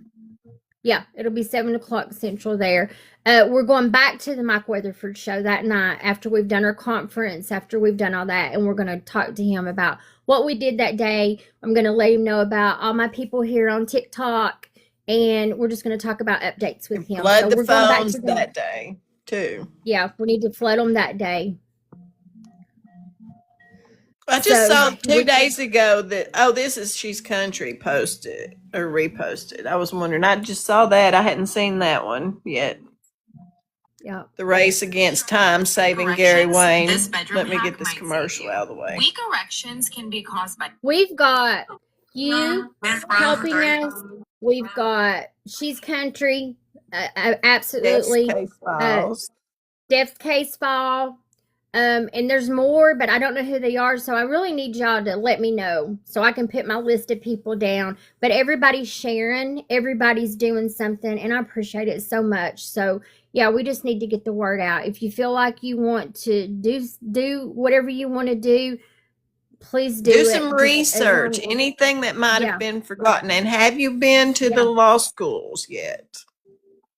I tried to call, but they're out. So I've got messages in. So I'm hoping that right after the holidays, after the first of the year, is when I'm going to be able to get feedback on all that stuff. We've got Kiki that she does it. She's over on the YT. Chinchilla, she's in Philadelphia. She does stuff on Gary's some too. She's helped us from day one. We have, I can't even think right now who all we have, but my biggest is here on TikTok right now. Because I honestly, I don't know how to do anything else. And you girls have helped me try to figure this out. I don't know how to do anything else either. So this is what I can do. And I don't have a huge following or anything, but with us telling 2 people and then them telling 2 people and them telling 2 people, the net gets wider. He's coming home. He is coming home. I believe it. I really believe it. If Governor Lee will just listen, just look at it. Yep. See, I got Mama T there. She got in contact with me, and she's closer there. I think she's going to be in Nashville with us. I've got some other people over on YT. Harvey, you look him up. I keep trying to get on with him, and I just Harvey Talks Prison. I pray for them every day. That's what this one was that She's Country's doing, or he's put on. That was She's Country. Yes, I am. And speaking W, House and Senators. Yeah. With the House and Senate. Mama T's the one that comes on and helps you get your live goal and things like that too, doesn't she? When you come live. Yes, she does. She's been awesome. Which, by the way, we only need 4 of the live goal today, and we've got 1 hour and 1 minute to get it. Be sure to grab everybody in the room, grab everybody in the gift gallery, connect with everybody so we can share information and work together to get this man a new trial, if nothing else but a stay of execution, for real. For real. That's it. Because once we can get him that pardon, it'd be wonderful. But if we can get him a stay and we can get him off the road, then he's coming home. He's coming home. So if it's not, just get him off of get the stay and get things rolling, then there'll be no evidence. That's right. And there's new, like Judy said, there's new witnesses that weren't there at that time that have come forth that were quiet at that time. Well, because they were all scared. We had the one juror that told Heather that if they had separated them, they wished that they had separated them, and she didn't even want to sign. She was the last one to sign, and every time that she was the youngest one on the jury, and she said that every time she would ask something, then they would pretty much, she said, like, get on to her. Tell her what to do. And she didn't want to sign it. she's went and signed the petition and anything, Yeah. she told Heather. And so Heather went and talked to these jurors. Nobody had ever came and talked to them. She went and talked to these witnesses. Nobody had ever came and talked to them. But just as soon as they found out, and I'm talking about Suzanne, just as soon as she found out that Heather went and talked to these people, for whatever reason, her and somebody on her team went right behind Heather to talk to these people. And one of them she talked to had called Heather and said, hey, because they'd went to somewhere else looking for her and she hadn't been there in 20-something years. She said, first of all, how did they not find where I'm at? And they went to my mom's house and I've not been there in 20-something years. And she said, and then they tell me, Thanks for sharing. well, what they're trying to do for Gary right now is impossible. If it had happened a few years ago or whatever, maybe, but right now not. So as soon as they see these people coming forward and trying to say something, they go right behind Heather, and I think one trying to scare them. Yeah. And this was his own team. Intimidating. This is his own public defender. Yeah. But that's why they had it. That's why they have it locked up, because they are all in cahoots together, in my opinion. Why else would it? Why would she let it slip to? I used to be a legal secretary, and if anything, my bosses would have never missed a deadline. Never, Right. ever missed a deadline. Even if they would have had to get someone to help them, someone to come in order to finish in time for a deadline. Right. Work all Well, hours of the night to prep for a deadline. yeah. A good lawyer doesn't miss deadlines. Well, that might be why she's a PD then. I don't know. Because in her past, even in her biography, she tells you where she graduated, where she went here, and she was also in the appeals court as a clerk in the appeals court, the same appeals court that Gary's appeals went through. No, she wasn't there at the time, but she had been there in the past. So she probably already seen Gary's case before she ever became where she's at. And then also another thing that we had with that appeals court is that Judge Ogle in Sevier County, his wife was one of the appeals judges. And they fought about it. They were like, but they said, well, she won't be the one looking at his case. I don't care if she's not going to be the one looking at his case. They all work together. Right. So he never had a chance from the very beginning. Mama T said that should have been turned into the board. I don't know how to do that, but if we can do it, I sure will. I don't know if it's too late. That's what I'm thinking. Everything that we're finding and figuring out, it's already happened. So I don't know if it's too late. But yes, and then Judge Thomas, that was the judge in Blount County, he's been on that appeal court for many years now. So you have a connection with both judges in Sevier County, judge in Blount County, judge in Sevier County's wife's on there, and then the judge in Blount County ended up on that appeals court. This whole case was a nightmare. I believe it's too late, but it's told we should try. Well, and I have a question. What kind of evidence against Gary did they have in Blount or Sevier County? Or I keep getting them. Nothing. They said that they unalived her because they had unalived him, but yet they hadn't been tried and convicted of unaliving him. So when they went over to Blount County, they could seek the unaliving penalty because they had a previous charge. That was, what's the word? I want to say an aggressive charge, but it's not the word, because they already had a pre-existing. That they had to have that pre-existing, so that's how they did it. So we had Tommy that was unalived first. Then Connie went missing, and then they found her. All right. Connie was in Sevier County. Tommy was in Blount County. They should have went to trial first in Blount County because Tommy was first, but they didn't. They went first in Sevier County, and their motive was because they unalived her to cover up his, but yet we hadn't even been to this trial yet. So they get a life for this one.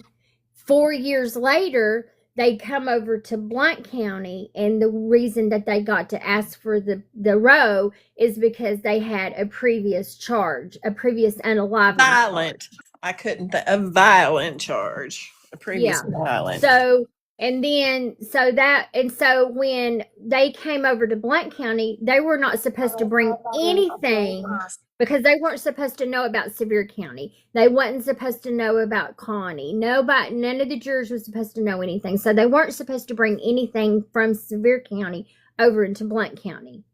Blount County was nothing but this Sevier County all over again.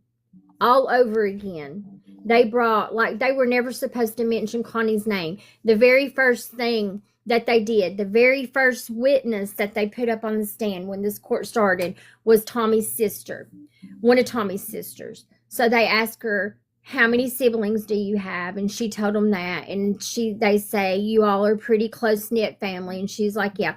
But then they would ask her something about Tommy. Well, did you know he was this? She would say, I don't know. Well, did you know this? All her answers was, I don't know, because she was never around. We didn't even know she existed. And then they said, okay, so you have so many siblings, and they pull it out. They go, well, do you know who this is? And she goes, oh, that's my sister Connie.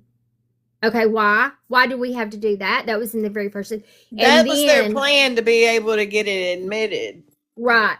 And so then they showed a picture, and she goes, oh, that was my brother Tommy. Oh, we all loved Tommy. You know, so from the very few minutes that the trial even started, Connie's name was brought into it. Mm-hmm. So, yeah. I don't understand how they got a conviction on Connie's. Because there's no evidence tying either of them. No, but let me tell you, well, because they manipulated the jurors, they manipulated them, and you couldn't talk to any of them because every one of them are already gone. They were older anyway when they were on the jury, so they're all past. But they would come in, and they had a pew. And they gave it to the jurors, and they passed it around, and the DA goes, this is one like, this is like the one that they used for Connie. Okay, so all this time they're trying to say she was pew-pewed and then burnt. But at the end, which they couldn't, I mean, where they thought she was shot, it was the bra, the piece of the bra. And that was what Dr. William Bassett said. No, she was not. She was not pew-pewed. And at the end of the arguments, the DA goes, and remember, she was not pew-pewed, but yet you done did all this big show with the pew-pew, you know. So that is how they manipulate the jury. The jury don't even know they're being manipulated. Right. And Tommy always had a bedroom at Gary's house. And no, they didn't. That is why he had a bedroom at Gary's house. Something hooks on Connie's bra. Oh, yeah, that's what I was saying. What they thought was a pew-pew was her bra where it burned, strap, the hook on it. Yeah, and that's what they tried to say, because this was Gary's best friend. Tommy had his own room at Gary's house, and that's another thing. They kept trying to say that Gary lived with his uncle. Gary didn't live with his uncle. He lived 45 minutes away.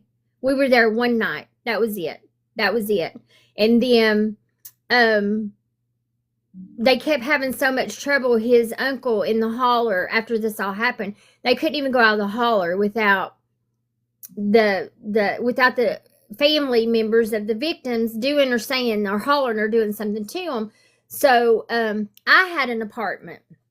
So I had already pretty much moved in with Gary, but I still had my lease on this apartment. So James and his wife just went ahead and went and stayed at my apartment, and they eventually Linda eventually ended up moving in. But they got a call. This is what the detective said. And mind you, it's family on the other side. They didn't want to listen to anything that Gary's family said, but everything what the other family said, they took it as evidence. They took it as witnesses. They took it as everything. They got a call that they were packing up their vehicles and leaving town. They were packing up a few of their things and going over to the apartment. They weren't leaving town. They were going from Sevierville over to Seymour, which was 20 minutes. It was 15 minutes down the road. So that's where the detectives goes, well, we just felt like we just needed to move fast because they were leaving town. Okay. I mean, you thought we were going to Canada or somewhere, and now at this point, I wish we had have. So that's the manipulating. They manipulate and exaggerate, exaggerate, and not counting the forging that they did. Like the TBI agent told them that he had a statement from Gary that he said he was with his uncle all weekend, never left his side. First of all, that wasn't true, and second of all, that's not how Gary's language is. So that wasn't him. But yet Gary didn't sign that statement. That statement was never signed by Gary. But yet the TBI agent wanted to say that Gary had called for him to come over there, but yet they couldn't. TBI agent said, well, I had a call from the sheriff saying that Gary wanted to talk to me. Gary didn't know who he was. And when they go back to say, well, who did Gary tell to tell the sheriff? They never did figure out. Nobody could say, well, Gary told me to go tell the sheriff that he wanted to talk to somebody. That was a both-faced lie to begin with. And they never did come up with any of that. So the TBI agent said that he had an altercation with Gary. Then Gary sat down and talked to him and this and that and another. And then, but what the judge said, you do understand this is a new jail. He was in the back of the jail. The cameras in the timer shows how long he was in and out of his cell. They showed that he was out of his cell and back in his cell in 3 minutes. 3 minutes. So that was long enough for them to take him up there. Gary see that it wasn't his lawyer and make them take him, because Gary said at first they tried to push him in the room, and he said, no, you're going to take me back to my cell now. So that was the little altercation. He was fighting to get back to his cell because he had already filed whatever it is you file, that there is no one to come and talk to you unless your lawyer is with you or unless your lawyer's there. So when Gary saw they wasn't there, he rambled. So the TBI agent said, well, he said he didn't want to talk, that David Webb wasn't his lawyer yet, and he said this and blah, blah, blah, but yet he didn't sign it. Well, the thing had another detective's signature on it, but when they brought that detective in, the detective didn't sign anything either.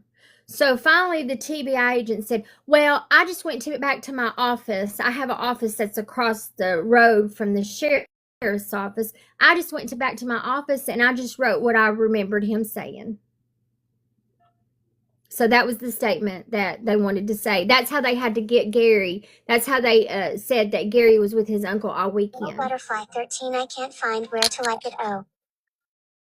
Where to like on my face in this little one. When I'm little, you have to click on that. Is that what you mean?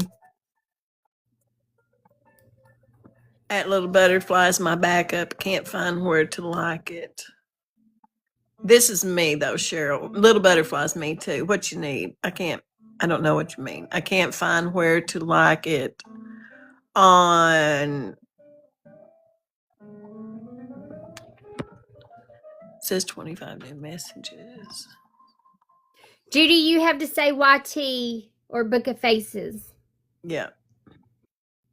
Code everything. If it's not typing it, put a code word or split the word in half and put spaces between the letters or something. You have to do all kinds of stuff on here. So anyway, that's how they that's what I'm saying. They just everything's jacked up. Everything that could go wrong, they made sure went wrong. Yeah. It sounds like. Yeah. And there's proof of it. Yeah.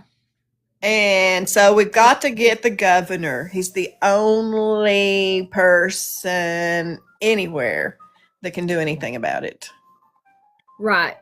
I mean, there's other people that can help, but we've got to get to him. Yeah. So anybody that we can get to help, yes, Judy, I'll send it to you. anybody that can help, anybody that knows anybody that they can talk to help. I have, like I said, out in the garage, it's a shelf. It's 6 shelves, and it's full of boxes with all these folders. Like this past summer, after James had passed away, his stepdaughter called and said she was cleaning out building, and that there were 5 boxes in there of his stuff, and asked if we wanted it. So of course I went and got it. So I've been digging in that stuff, and that's where I'm finding a lot of, we didn't know that these barmaids didn't identify them. This is where we're finding a lot of stuff, because for whatever reason, and I think it's because James ended up getting public defenders that was in West Tennessee, down in Nashville, and Gary ended up with the ones in East Tennessee up here. Because here's the thing, they wouldn't separate them during the trials, but as soon as they were over, boom, they were separated. So James's lawyers was doing a lot for him. Gary's lawyers was sitting around doing nothing. So and I didn't feel have like, any idea that James's lawyers had the information that they had. right, because James's lawyers got out and they did what they were supposed to do. Gary's lawyers did not. And just like Gary said, he'll tell you, he goes, I'm in this concrete box. He goes, I don't know what's going out there. He goes, I don't have any way to try to get, see what I need to have done, see what's going on. He goes, I can't do all that. And so she just screwed away his life, is what she did. Literally. Because if she was any good lawyer, let me put it this way, any paid lawyer would have had him out. Oh, a long time ago. I believe that. Yeah, they would have had him out, because they wouldn't be doing all this. And then just the fact that we didn't know what to do. Gary's family didn't know what to do, and every time they did ask, and every time they did have a door open for them, she would tell them, "Oh, you can't do that because it'll hurt him." So they use that against them for not doing that. Right. So it's something. It's different. I wish that Dateline or one of them people, somebody big like that, would pick this up. Gift. Say that again. I said, I wish that, I don't know if I can say it or not. Can I say it? Spell it, something. Dateline, or, do another one. What was it you said? Yeah, or if 2020 would do a follow-up on it. I wish some of these big national newses would get a hold of this. I mean, how do you get them? I mean, this is a story that should go national. Steph has the case connections with these, like, what is it that she's on quite often? TV, that one, is it? News Nation? Yeah, maybe, yeah. Call them and tell them the story. Ask for their investigative department and News Nation. Yeah. Ask for an investigative journalist that you have a story that might make them famous or something, a follow up to this story, and that it's getting close to the deadline. Tell the story. And anybody out here know any law students, anybody in law school, anybody that would like to help with making a name for themselves or uncovering more evidence or knowing where to look and what to file? And what was that? Yeah. I don't know. It flew up on mine. Oh. I don't know what it was. It was probably a gift. Oh, okay. What well, thank you for the gift. I don't know how to use that yet. I never saw it though. That's weird. It didn't come up in the chat, and I hadn't heard that noise. It was like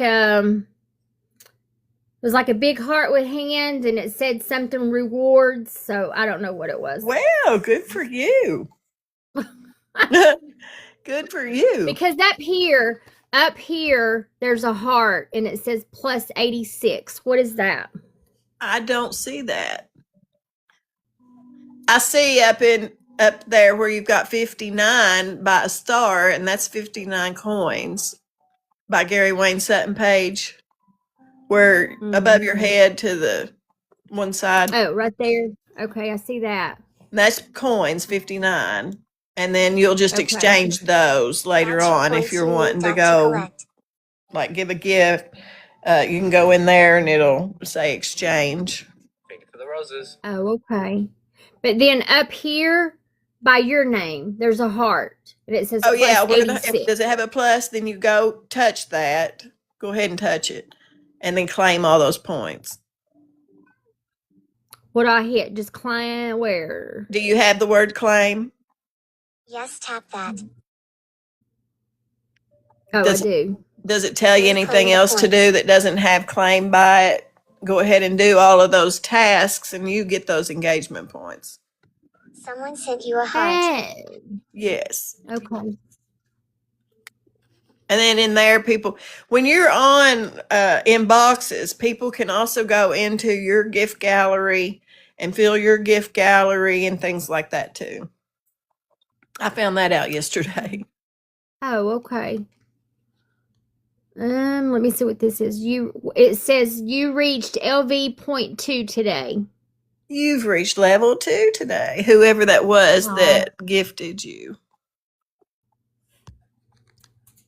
Because I know you're above level 2 in here. Okay. I have no idea. I'm going to have to ask my friend Chat what all this means. Got another device? Take a picture and show me. I don't. That's what I have to do sometimes. Look what my screen's doing. Yeah, I don't. I need to. See, mine's got 150 up there. Okay. And when I go in there, this is my backup little butterfly because I gave, you just claim any of those points, but there's a list of stuff usually of things you can do to earn your points. And that's for you. Oh, okay. I'll have to look at that stuff. I need to try to start going live more, but it's hard, especially when the way I work. I work 10-hour days. Well, if it helps to know, and if you don't know, what about the Innocent Project? She can tell you in just a second again. But if you don't know, I think a go live day counts at 27 minutes. So if you can do it on your lunch break or do it 27 or 30 minutes here, 30 minutes there. Okay. It'll count. I can do that. I'm going to start doing that. The Innocence Project is, I actually talked to them 3 years ago and they were interested, but then of course they had to reach out to Gary's public defender and she pretty much told them they didn't need their help, which kind of aggravated me. So anyway, so I called them 2 weeks ago. I talked to the guy again. His name is Jason Gishner. I'm gonna say his name because I think I should be able to do that. Anyway, Jason Gishner, who is pretty much one ahead of the Tennessee Innocence Project.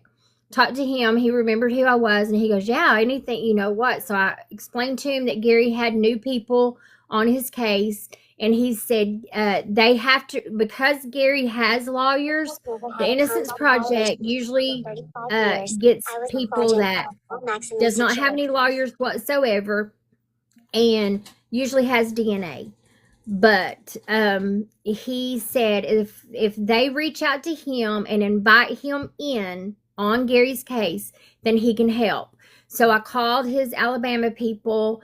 And she said, no, I don't have any problems. So I think that probably this stuff after we get through these holidays that we'll be hearing more.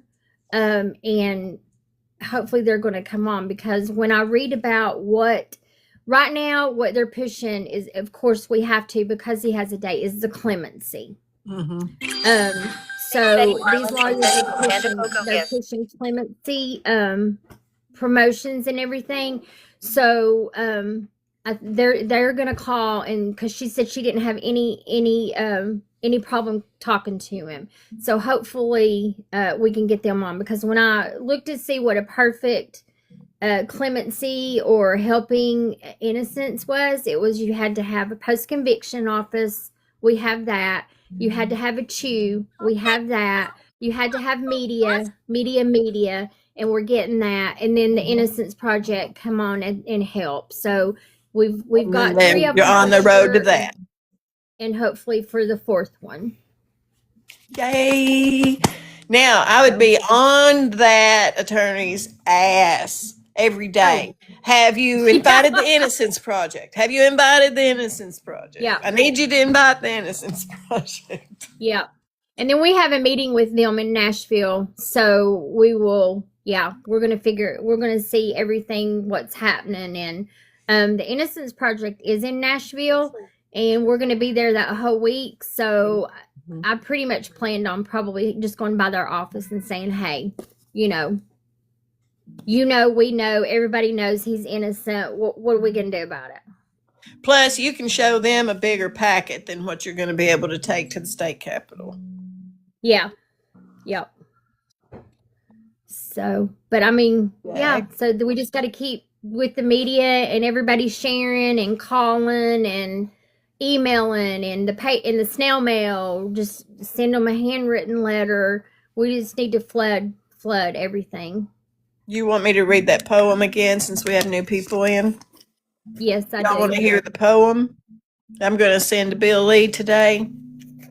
Little butterfly right. Thank you. Let me get back over here. I just got up with it on my heart to make a poem for him because I heard 'twas the night before Christmas, and it was Christmas Eve when we're doing this. Absolutely. 'Twas the night before justice, and a plea for Gary Wayne Sutton. 'Twas the night before justice, the cell block was still, not a sound but the breath of a man on the hill. Chains hung on concrete where hope used to stay, as December crept closer, December, the 3rd day. The courts had gone silent, the papers all signed, but questions still whispered in hearts and in minds. For truth doesn't vanish when verdicts are read, and doubt doesn't die just because hope has bled. Gary Wayne Sutton sits under cold light, counting the hours that slip into night. No sleigh bells, no laughter, no warm family cheer, just a clock and a date drawing dangerously near. They say case closed, but was justice complete? Were all voices heard? Was the evidence neat? Or did cracks form quietly, lost in the race, when time, fear, and pressure determined his fate? 'Twas the night before Christmas in homes far away, while one man sits still for his final day. A system of men, well-meaning but flawed, playing life or death like the role of a god. If there's even one question, one shadow of a doubt, should a life be the price we so quickly hand out? For innocence doesn't always shout or scream. Sometimes it whispers inside a bad dream. So we ask not for chaos, not anger or blame. Just pause, just review, just recheck the name. Because justice rushed is justice betrayed, and the innocent lost can't be untaken away. Let mercy speak louder than schedules and dates. Let truth matter more than the closing of gates. For if we get it wrong, there's no fixing the end. No rewind, no appeal, no chance to amend. So tonight, as lights glow and prayers are said, remember the man on death row's bed. Not asking for favors, just fairness and light, just the chance that the truth still wins the fight. 'Twas the night before justice, and we still believe that unaliving with doubt is something we must never achieve. Free Gary Wayne Sutton. Execution date, December 3rd, 2026. This is about questions, mercy, and the irreversible cost of being wrong.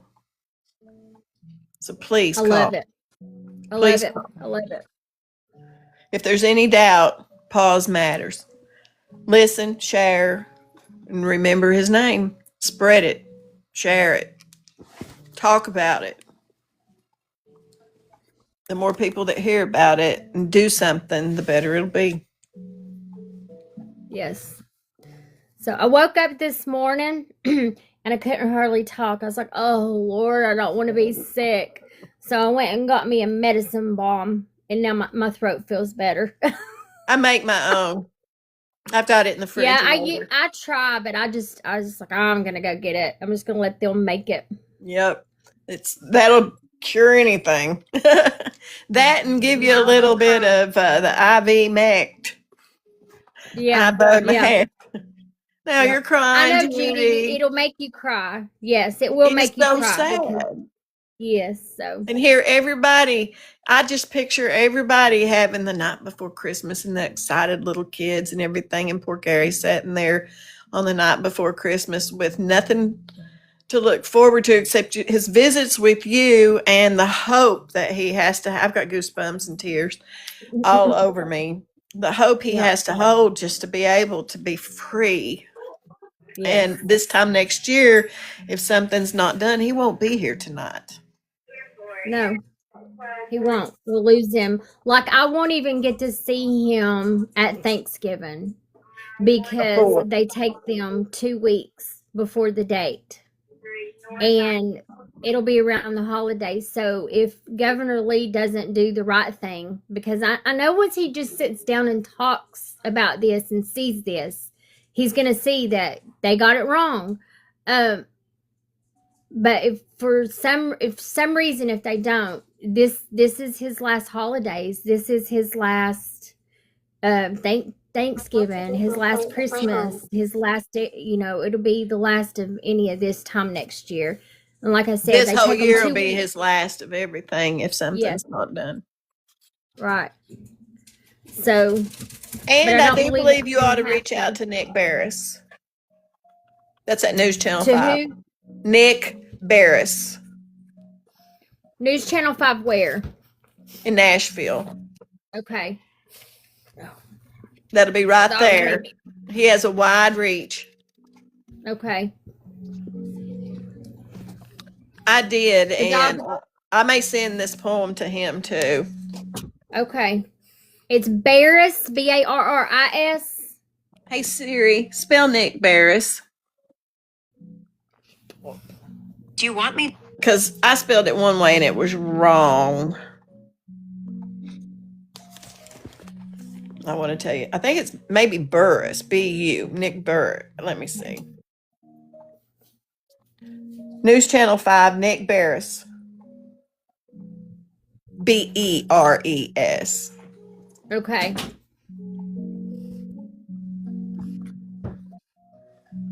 I'll definitely call him. Let me see that again. Okay. It might give his email too. Just a minute. He's a reporter there. He's reported. He's anchored. It's the 5 Alert News Desk that he's on every morning. Email Nick here.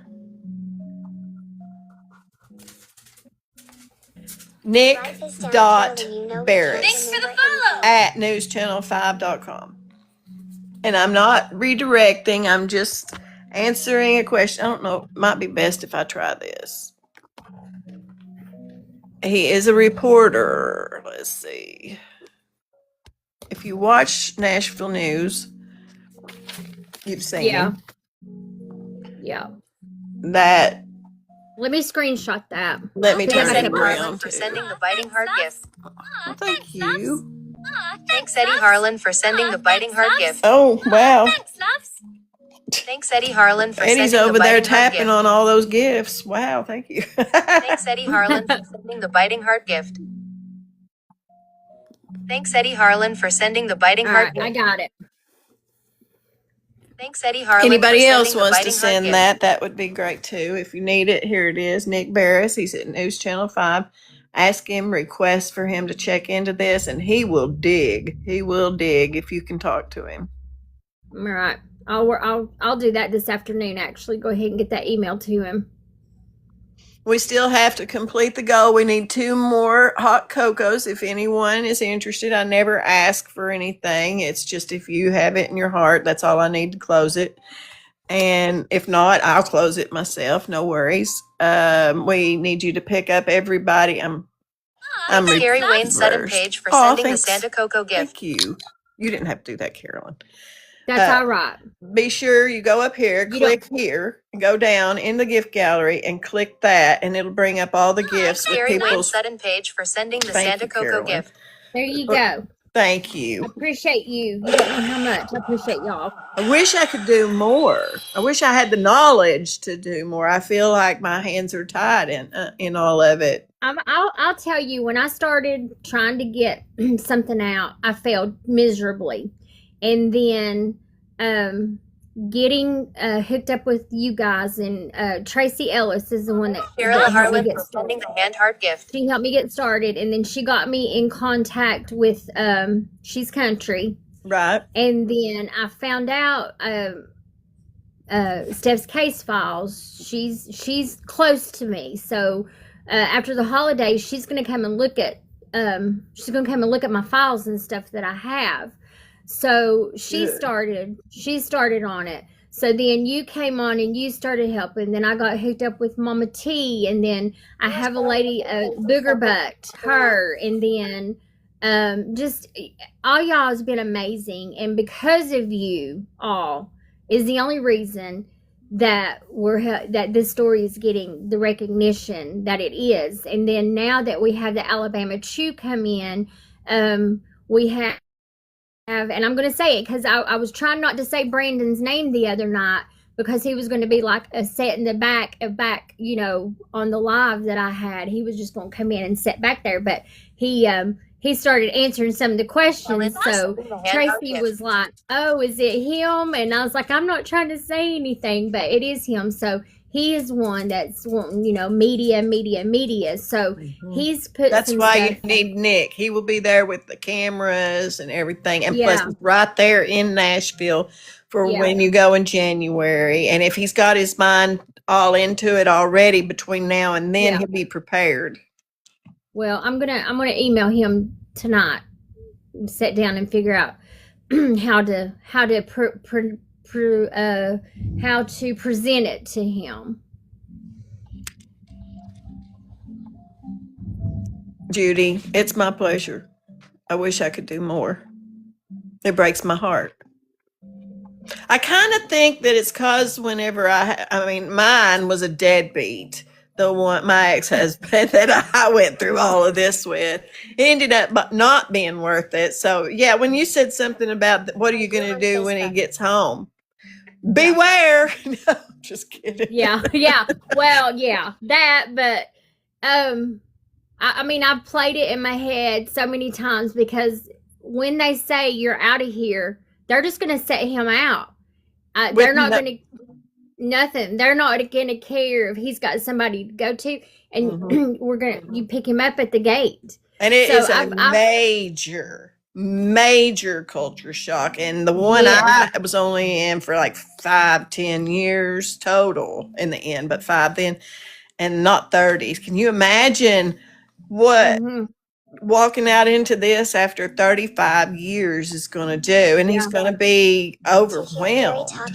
Well, and it's funny too, because he doesn't understand. Like, we live here in Sevier County. I don't know if y'all have heard of, I know y'all have heard of Sevierville, Pigeon Forge, and Gatlinburg. So he grew up in Sevierville. So I'm only a couple hours away from you. Yeah, so Dolly is our queen. So he do you know where the Knife Works is on 66? That was not there. That was not there when he got locked up. Right. None of this stuff was there. And he lived over in Kodak, is where Gary lived, but he grew up on Douglas Dam Road. So he can't imagine. So sometimes when I'm on the phone, I do get road rage, but it's not really road rage. It's just like I'm yelling at the car saying, you know, why you can't do that? Get Yeah. over it, whatever. So he tells me, he goes, you got a lot of road rage. I said, nothing like what you would have if you were out here. I said, You just haven't seen it. yeah. And he talks about the back roads. Well, those back roads aren't there anymore. And they're paved and They're big roads now, and they're bypassed roads now. Yes. Yep. And his niece tries to explain to him what Boyd's Creek, how we have 3 red lights on Boyd's Creek now. We have none of those red lights were there. So yeah, it's going to be a big culture shock. A big culture shock. And he's going to need someone to help guide him through that, and that in itself is difficult. Yeah. Because you will lose track of, like, you've been in this for 35 years, and you'll lose track of that. Well, I did lose track of it and be like, but why don't you not, kind of like, dude, I keep telling you, why don't you understand this? But it's not easy to transition. It's not because even now I'm trying to explain things to him and he can't wrap his mind around it. I catch myself getting aggravated. Like, I've told you this. I've told you I don't know how many, and then I have to back up and say he doesn't understand because he's never saw it. Right. And he was a child. He has grown up in there. Yeah. He was just a child himself. Yeah. Well, I thank you for being here. I'm down to 12%. Is there anything final you'd want to say? Outside, you don't need permission. It's okay to go Just outside. thank you. Thank you for having me on when you do. Thank you for reading that book. And just everybody just call, share, follow. Buy the book. Meet us. Yeah, buy the book. Meet us in Nashville on the 20th if you can. If not, you know, then just be calling that day as well. Just anything, any small thing, even if you think it's stupid and you doesn't think it matters, it does matter. It does matter. Anything. So and the phone call to Bill Lee is just going to be a recording, so you don't have to worry about talking to anyone. Bless your heart for the beautiful poem. Thank you. Yes, that poem is awesome. I need you to put that poem up too somewhere so I can read it to people and say that you wrote this and this is how beautiful it is. I had help. Well, I had my thoughts, but I had help. But it was your thoughts. It was your thoughts, and we need you. That needs to go to the governor. You need to email it to him. You need to say it to him, and you need to mail that to him. And I'll post it. I'm going to send it to Nick Barris too. Okay, and Eve. I'll be busy. Got my other. Yeah, I have my other post that has Gary's address on it. Send it to him. Say Bill Lee free. Gary Wayne Sutton is an innocent man. Anything you need as far as phone number, address, Carolyn's got it over here on the Gary Wayne Sutton page. If you have any questions, feel free to reach out to her. Feel free to reach out to me. She's country. Steph's Case Files. And have you heard of or followed any of the people that worked on the Rebecca K. Park case when she was missing the pregnant girl? I watched them. I can't remember who they all are. Jax, Piper, and Chef. It's Jax S. Jacks S. And then Piper. And just CHEF, Chef Talks podcast or something. And Dora. I follow Chef Talks, but I don't know about Piper or the other one. If you don't care to shoot me a email or PM me on that, I'll get on them. I know that. And you all can too. Let her know which ones of these that cover true crime. And the ones that are, I mean, right now they've gone into the Winter Wagner case. She's been missing. They're into the woman that just got arrested for unaliving her child, driving her from California to Utah. I'm blank on the name of that now, but they brought attention. They petitioned outside of the homes. They get involved. They have a collective of more information and things they can do. They can FOIA, Freedom of Information Act. They can get records that are available. Yeah. Things like that. Yeah, and things I don't have the ability to do. Yeah. Yeah, I've been live with She's Country. I've been live with Steph's Case Files. December the 3rd, she did a special just because it was December the 3rd, and we have exactly 1 year. 12 months. And so, and then I've done lives with you. So I don't care to do a live with anybody at all. We'll talk about Gary. We just need his story out. No, today's not about winter. I have been going into the winter, Wagner, but today it's about Gary Wayne Sutton. He was framed in the Smokies. And this is Carolyn, and this is the Gary Wayne Sutton page. If you're not aware of it, go to the YT and search the name, Gary Wayne Sutton. It'll bring up all kinds of information. Search the name of the disgraced medical examiner that caused this conviction. His name is Charles Harlan. Gary has an execution date for December the 3rd of 2026.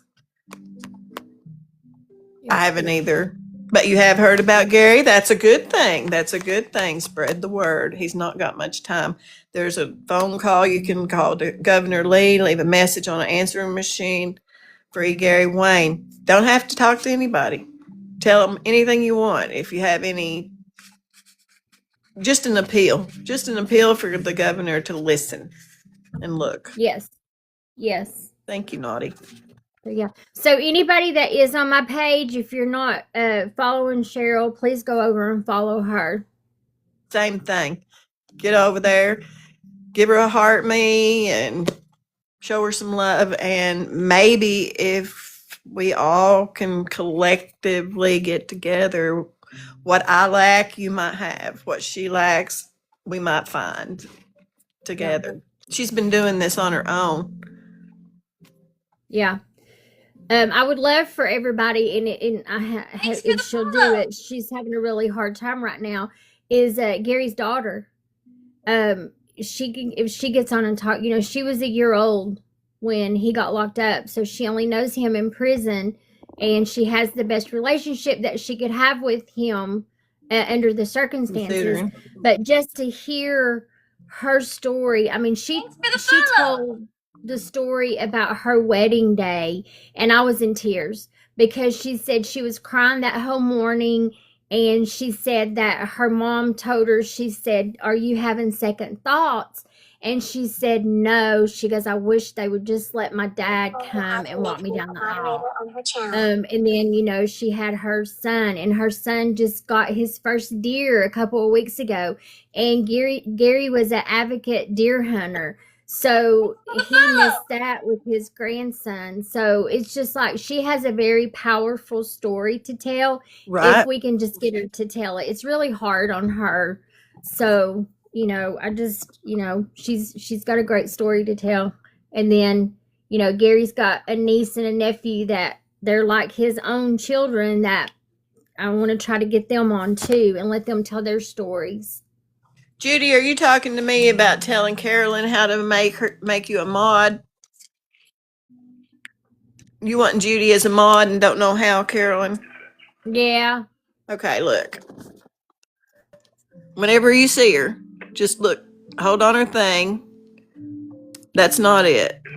You go into her thing. Yes.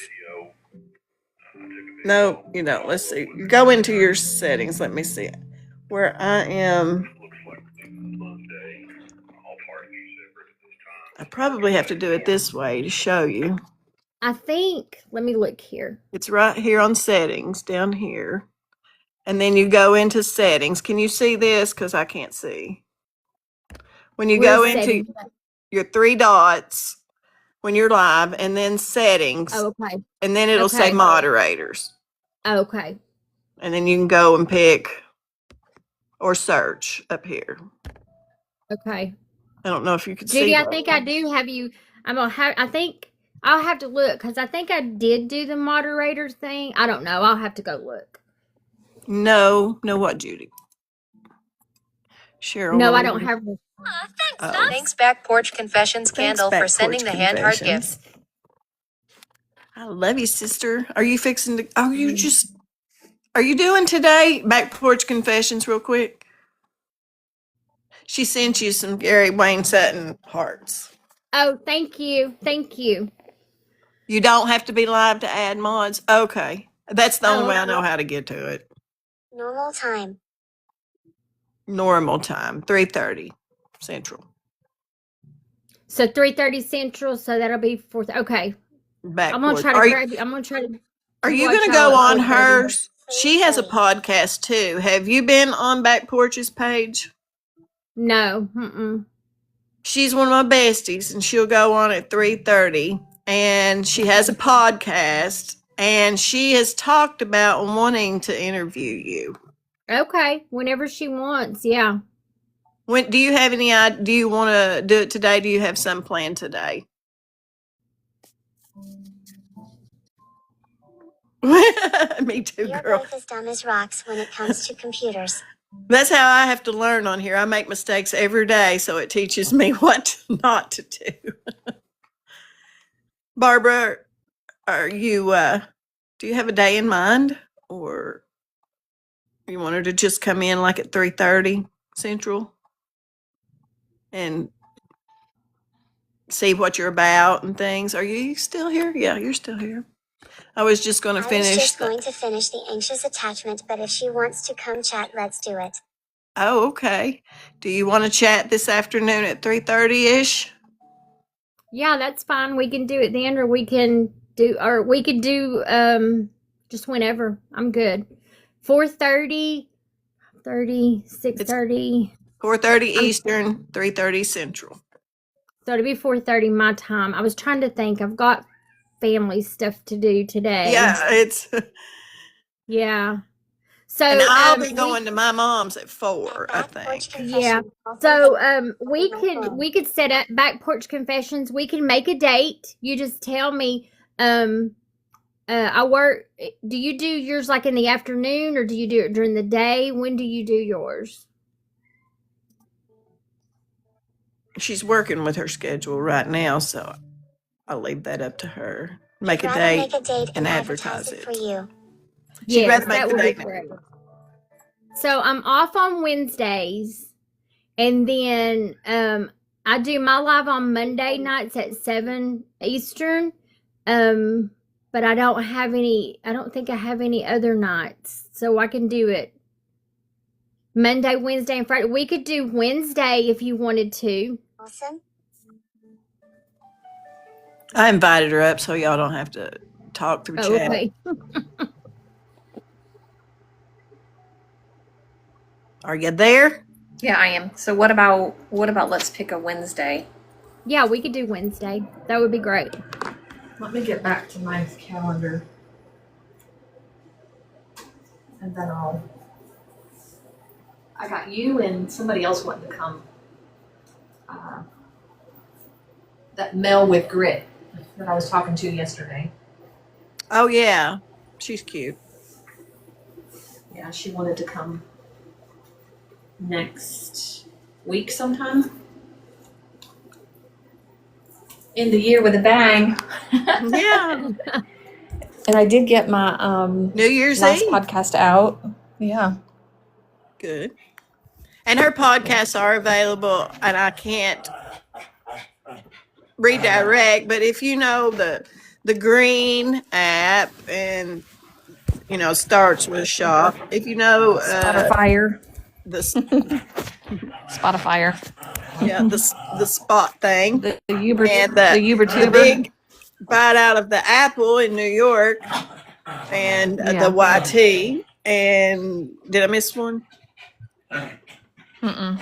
Okay. Nope. Three outlets. 3. Yeah. Do you have something planned for New Year's Eve? Carolyn? Who, me? Yeah. New Year's Eve? No. Are you on Facebook? Me, I mean, obviously, am. this will be. Same name. Judy, you can't say that. It's all right in there. It didn't even comment. It didn't even filter it. But normally it'll filter that, yeah. Right. The Book of Faces, or I call it the Face Place. The Face Place. And I appreciate everybody for doing all the things and for being here and for hearing this story. We need to get it out as much as possible. Go to Barbara. She'll be on at 3:40 or 3:30 Central today. If you want to go check her out, be sure you do the connections with everybody here, over here, and even the ones in the hot cocoa. They may not be in the room anymore, so connect with them. And you all have a very Merry Christmas Eve. And I'll be here tomorrow. All right. Y'all have a Merry Christmas. And yes, we'll do that New Year's Eve. We'll kick off the New Year's with that. Okay. Sounds End, perfect. end this Sounds year good. with a bang and start with a fresh start. I'll be in touch with you. Thank you, guys. Okay. Christmas. Merry Christmas. Merry Christmas. Thank you. Merry Bye. Christmas.